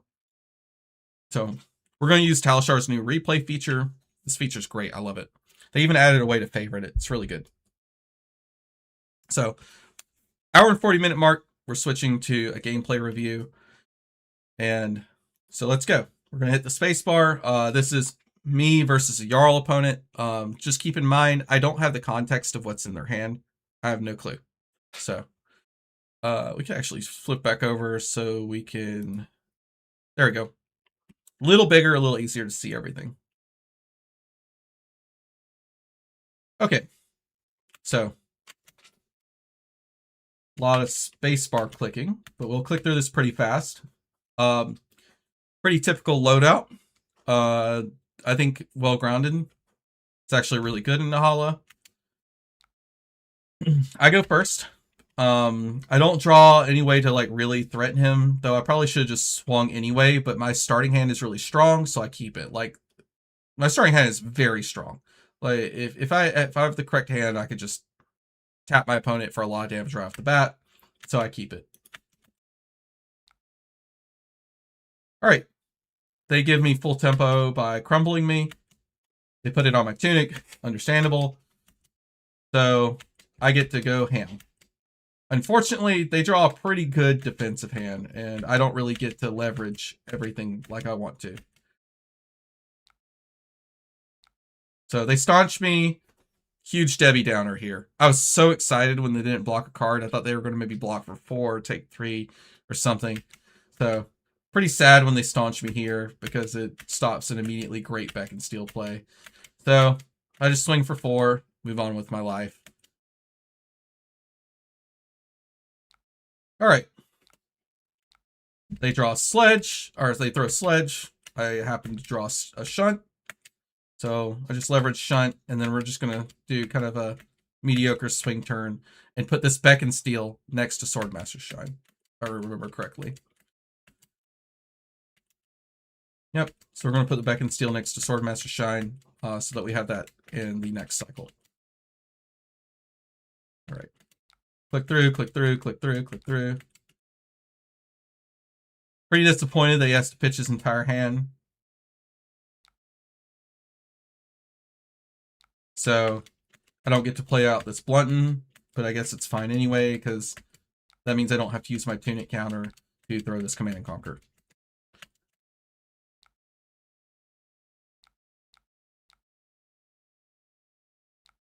Right? Throw a Command and Conquer. Wait, in retrospect, did that keep them off of an Oakenold? It did. Nice. Go Command and Conquer. So we kept them off of an Oakenold first cycle. Is this the game I was watching you play in Discord like 4 days ago? It is. This is the one. All right. So we basically treated our toe of the line like an edict. And note that I could have played the Brimming Blade, but I'm thinking about already my second cycle, right? I'm pitching this blue edict and I'm putting a Brimming Blade right next to it. I wasn't able to leverage the shelter from the storm, so I just accept that if he wants to like somehow give me a frostbite and I lose out on swinging the sword the second time, it's not a big deal. So I want to put those cards back together in second cycle because I get almost the same value, right? Reset the boots. I think my biggest misplay at some point in this game is I think I block with my boots so that I don't need to, and they end up getting destroyed, which is pretty bad. All right, got another crazy hand.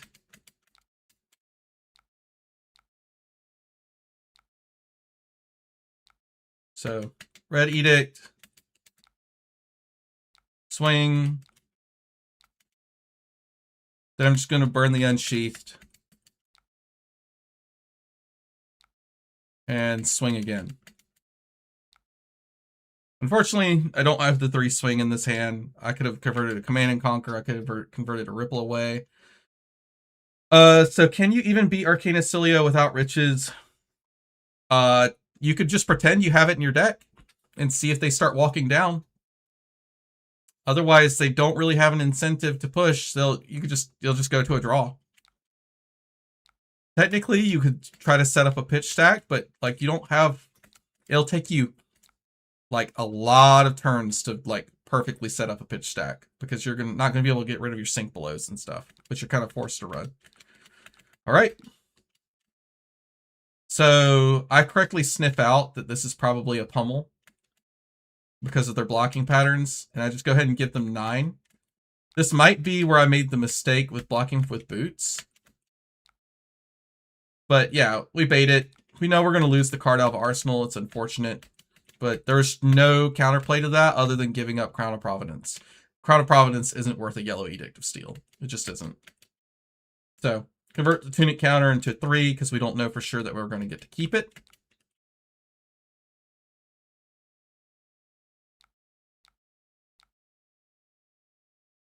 So our opponent's going to Arsenal Frozen to Death. So our equipment is now on Borrowed Time. I'm going to put the Sharp Incline back into the deck. I could have also just converted it to a point there, but chose not to. This is definitely going to go into the second cycle. Arsenal to Sink Blow. He blows up my boots first. I can't tell you which one's correct. It's probably the boots, since he has the opportunity to do it. So I was pretty disappointed in myself. I shouldn't have blocked the extra on that Command and Conquer. It was pointless. They're going to always throw the pummel. But, so.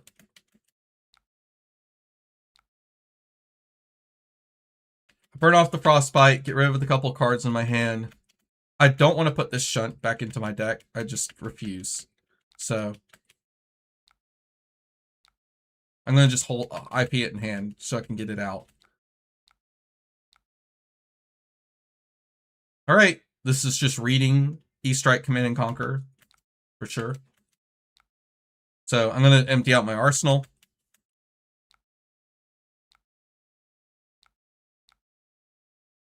And so instead, he just plays the Sledge, which works for me.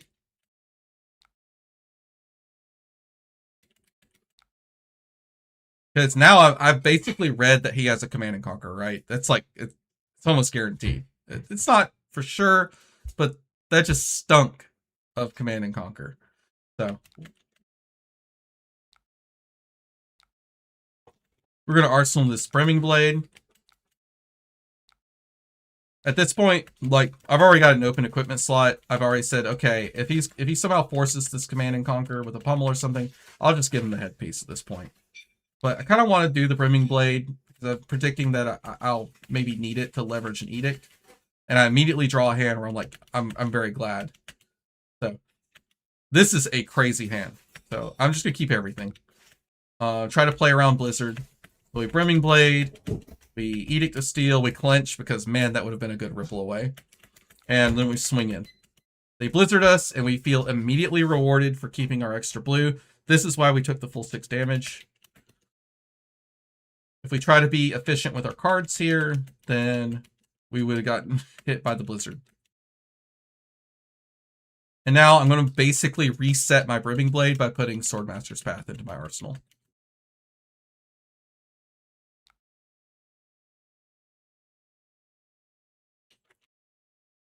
So, unfortunately, I don't draw a very good hand. I'm off Tunic counter. If I was on Tunic counter, this would have been just fine.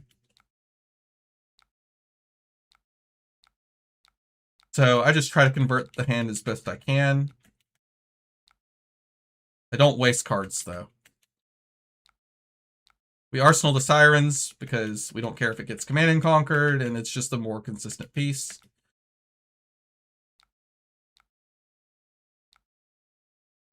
Awkward hand. But again, we're just kind of like scavenging what we can. We're asking our opponent, hey, do you want to use a Blizzard on just 4 Gogan, 4 Gogan? Because it is nice if they waste their Blizzards.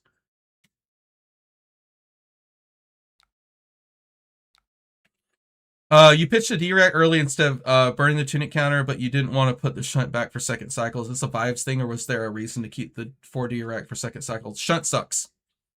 There you go.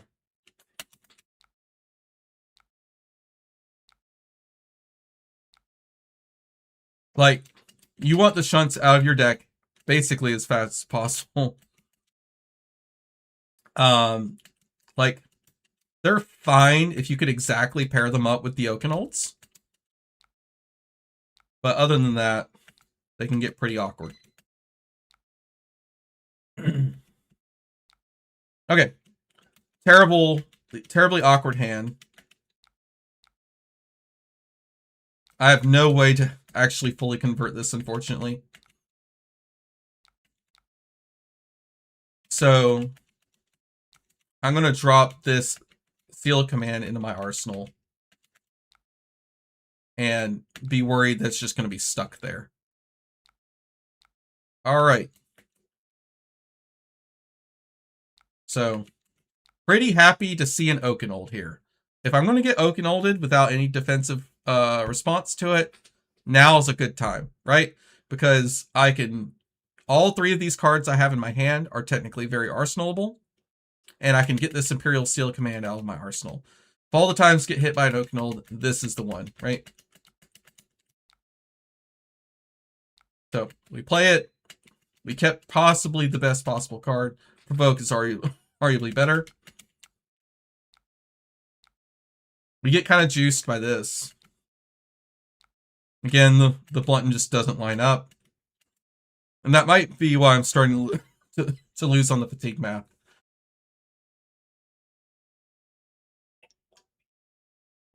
If you look, I'm ahead at the moment, but it doesn't stay that way. I'm at 39 cards with a full grip. They're at 35 with 2 cards in pitch. But they have all of their armor. This is going to flip very soon.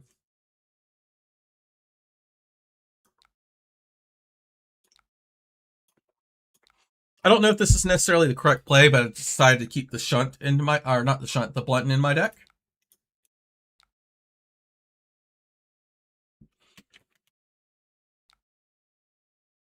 I feel like this is going to come down to like Supreme Fatigue. You wouldn't catch me dead playing Imperial Seal Command. That card absolutely feels bad outside the Beck and Steals. That's it. That's the only reason it's there. Just for trying to kill your opponent. The nice part about it is you don't have to pitch stack it. You put it on the field. You track where their D-reacts are. And then when you know they have 2 of them in their hand, you kill them. Okay.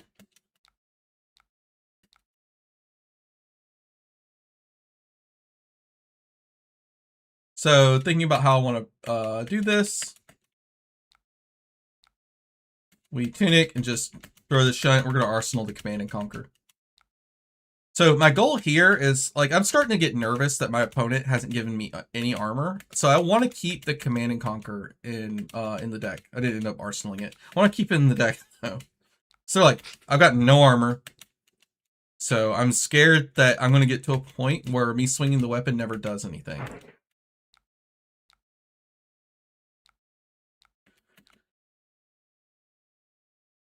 Blunton misses again. Very sad.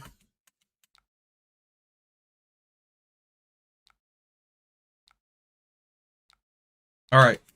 I think this is where things are starting to get rough. Yep. We've reached basically card parity here. And now I'm like, instead of arsenaling this for a potential bigger turn, I'm worried that as soon as if I don't throw an attack, I'm going to completely lose card parity. So I'm just throwing these attacks at him, making sure that I'm at least asking for a card each turn. We're both pretty low life totals.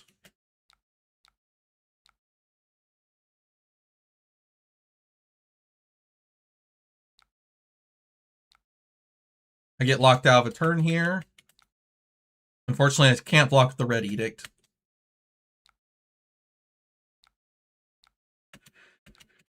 Yep.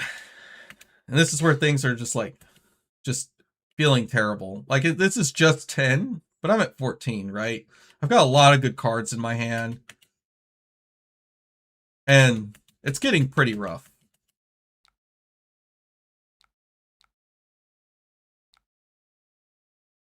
Again, just trying to desperately keep card parity here.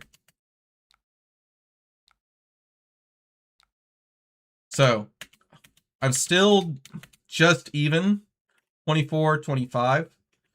So, I'm just even, but I'm behind if you consider the life total afforded by the equipment. I'm technically behind right now. Again, Blunton misses. Maybe my mistake was keeping these Bluntons in the deck. Like, maybe I should just blocked with them at some point. Because at this point I am. I'm just blocking. Like, so, I just lost 3 cards for his 1.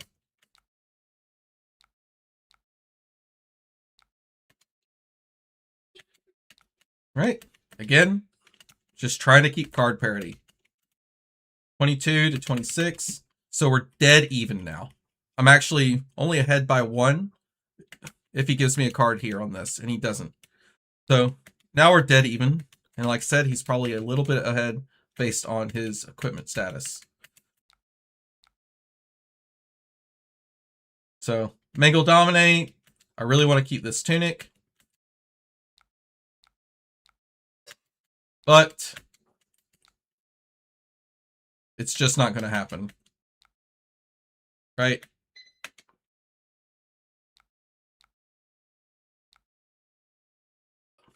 This discard of the shelter was a mistake. I think I did bad math.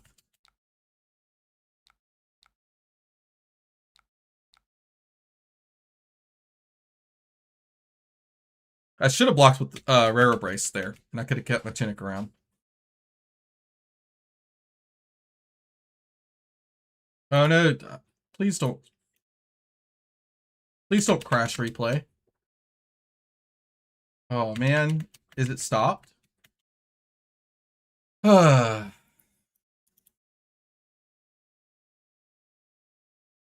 is no way to jump to this turn if it crashes here.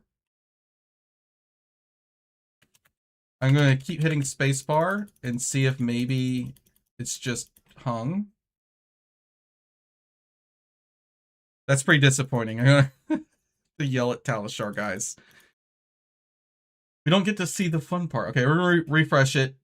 Hopefully it continues.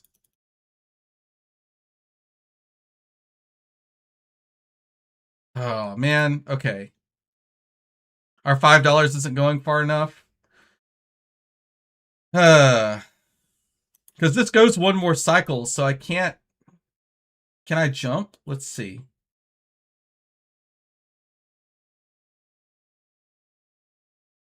It looks like I can. Oh, there is a jump directly to turn. Okay, let's just see if that fixes it. Okay. Let's go back. Oh, that's pretty good. That's pretty good. Okay, let's try it. Let's see if it goes back now.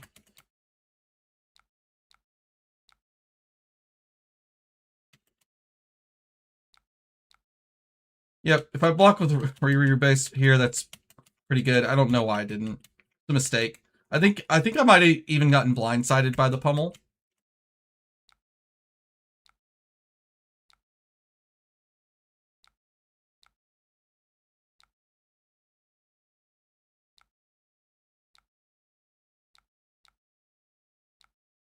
Because I really should be swinging the Zenith Blade and arsenaling, not frozen in the same place.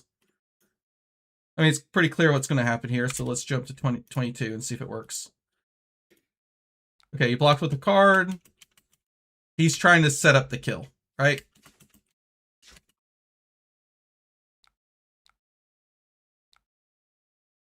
And I'm trying to deny it. So, good hand. This is where we start trying to apply pressure, because we know that there's one more Oakenhold. We don't know exactly where it's at. I'm actually, if I recall correctly, I'm pretty sure it's in his arsenal. So, don't know for sure. But we start applying enough pressure that he's going to have to make a decision when the Oakenhold comes up to take damage in order to play it. Unfortunately, he has a ton of armor left over.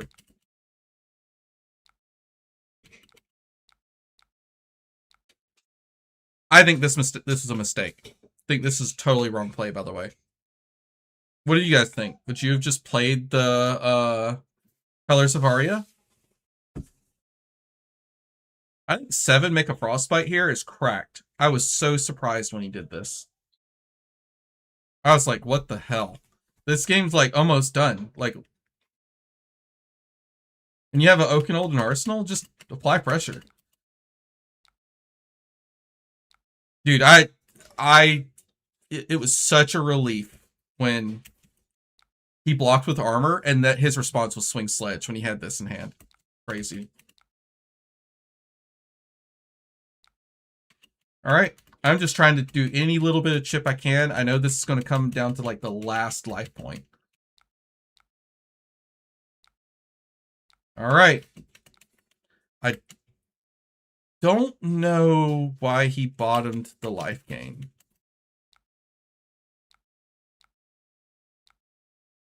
I actually don't know. I think that was a mistake too. It doesn't matter. I don't think it ends up mattering. So we managed to cover this Oakenold. Huge. And not only did we manage to cover the Oakenold, we actually have a great response. We're feeling super good, and we get kind of sauced here.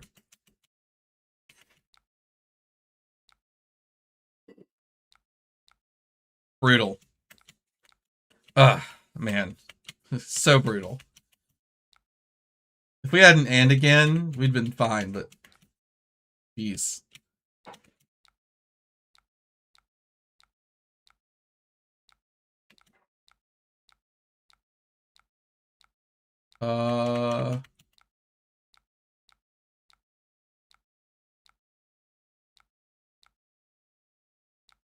You would have played... I would have played the colors too. Okay. We're gonna have to skip this turn too. Let's try going back once and see if it fixes. No, it hangs. All right, so we just have to take into context what happened here. So my starting hand is here. He's going to swing the sledge. He will finally have an extra card in hand. There's no way for him to get rid of it, except I'm pretty sure...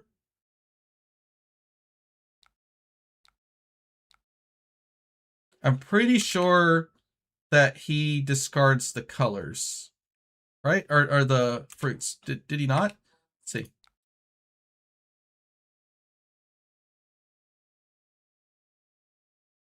We missed a whole turn cycle because of this being messed up.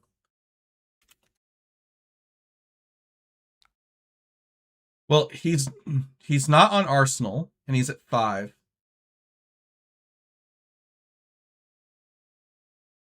So my blocks would have been a 3 block plus Blunton, take 1, and I'm at 5, right?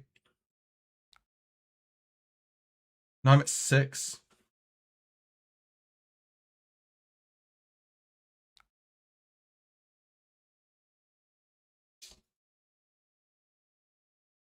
Oh, I think this is a D-react. And then I get to do a Sharpen Edict swing. Yep. So they leak some.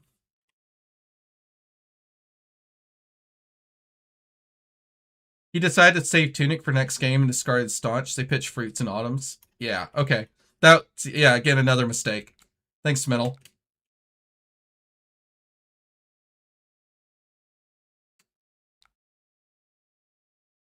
All right. I'm feeling pretty good. This is a really strong hand. Though, look, 10 cards to 12. And then they have one here and one here. So they're actually up by a lot. They still have armor. We're basically out of armor. I do not want him to D-react here.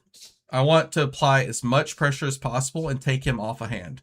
I know I'm dead to Macho Grande if he somehow gets to keep it, and he's got 1, 2, 3, 4 points of armor, so 8 points. He's got 8 points if he gives up like 1 D-react here. So we could just die to a lot of stuff. Like, not necessarily Macho, but I just don't want any response from him. And I'm running out of opportunities to use this, so I just decided to use it here. It may not have been a good call, but this is a big turn, and I want to limit his potential hand value. And maybe it was right, because this is a really big turn. He has to give up all his armor, because he's stuck with this D-react. He cycles it out.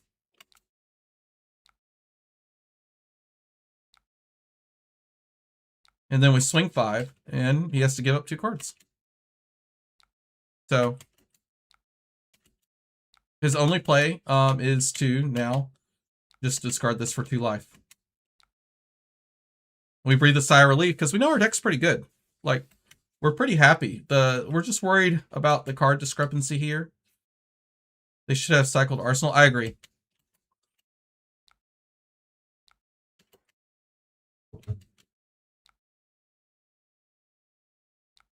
Yep, and then we do the gold crack, and then this is where we go. Oh, is the replay broken? I think the replay's broken now. Because I had more gold than that, and I think this is where they die. It is. Oh man, that's the only problem. The replay system breaks occasionally. Let's try redoing it. It lost. I think I have a third gold here.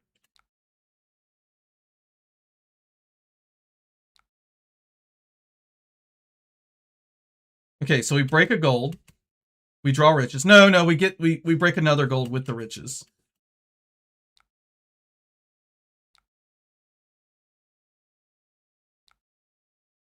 Yep, and then we get up back up to. There is something missing here. We'll never know because I think the replay system completely broke. Oh man.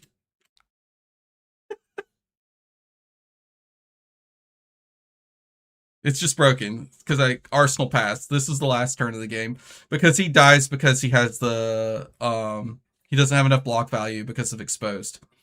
So the hand was I had 3 gold. I did not have a Beacon Steel in hand. I had just some other random blue.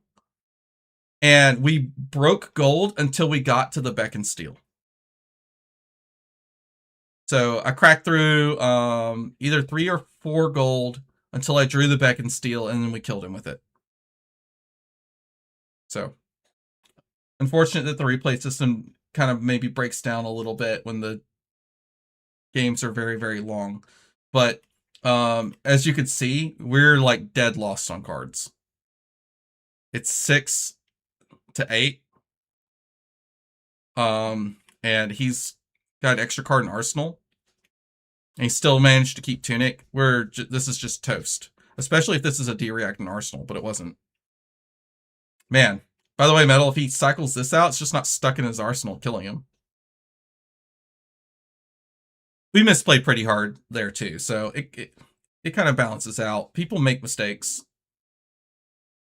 I only had 2, and I made the third one with the riches, because we drew a riches, right? And we just refunded it.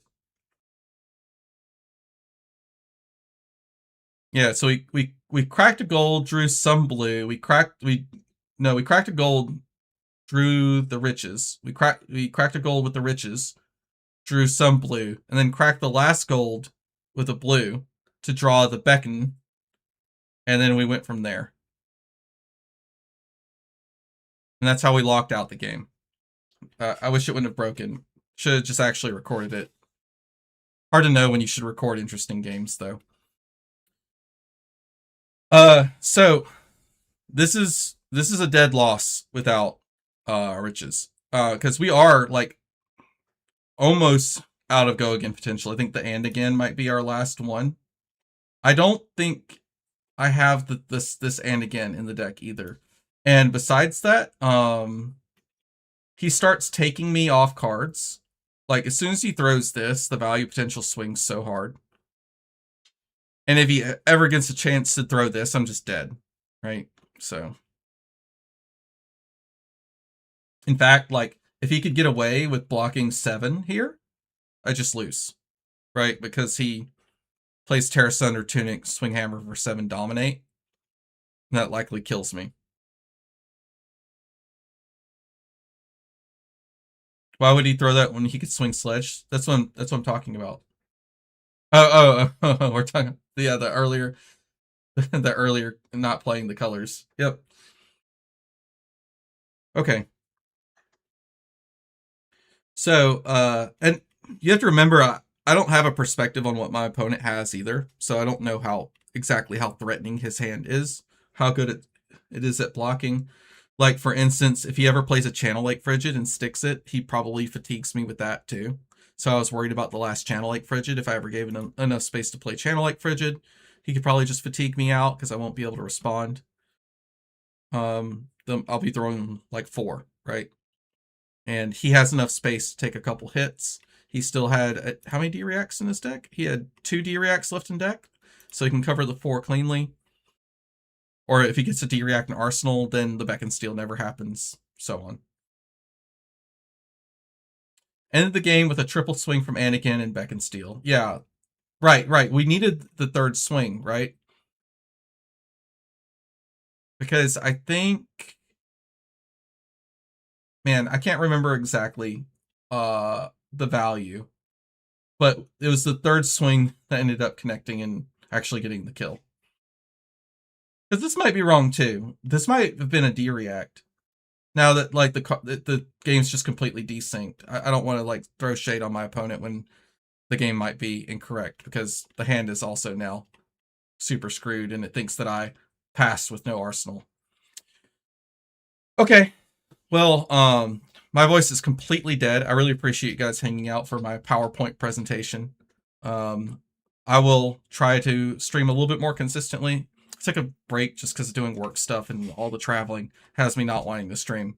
But now that things have relaxed maybe a little bit, not so stressed out, I might start hopping on.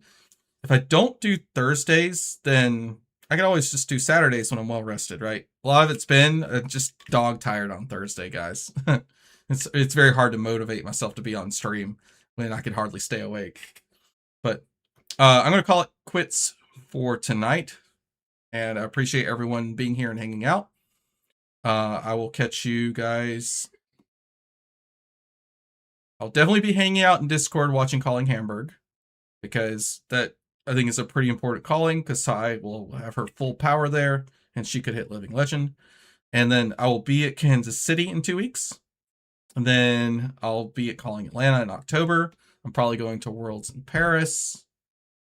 That's probably the rest of my Flesh and Blood for the year. I could go to... Isn't there one in the Northwest? That might be Silver Age, though. So we'll see about that. But, yep, I'll be around. Bluntons feel too high variance in this matchup. You're having to play around them, and I think he was being conscientious to play around them. So if they feel varianced, it's probably because he was playing sub-optimally to not get juiced by them. All right. Good night, guys. I'll catch you later. See ya.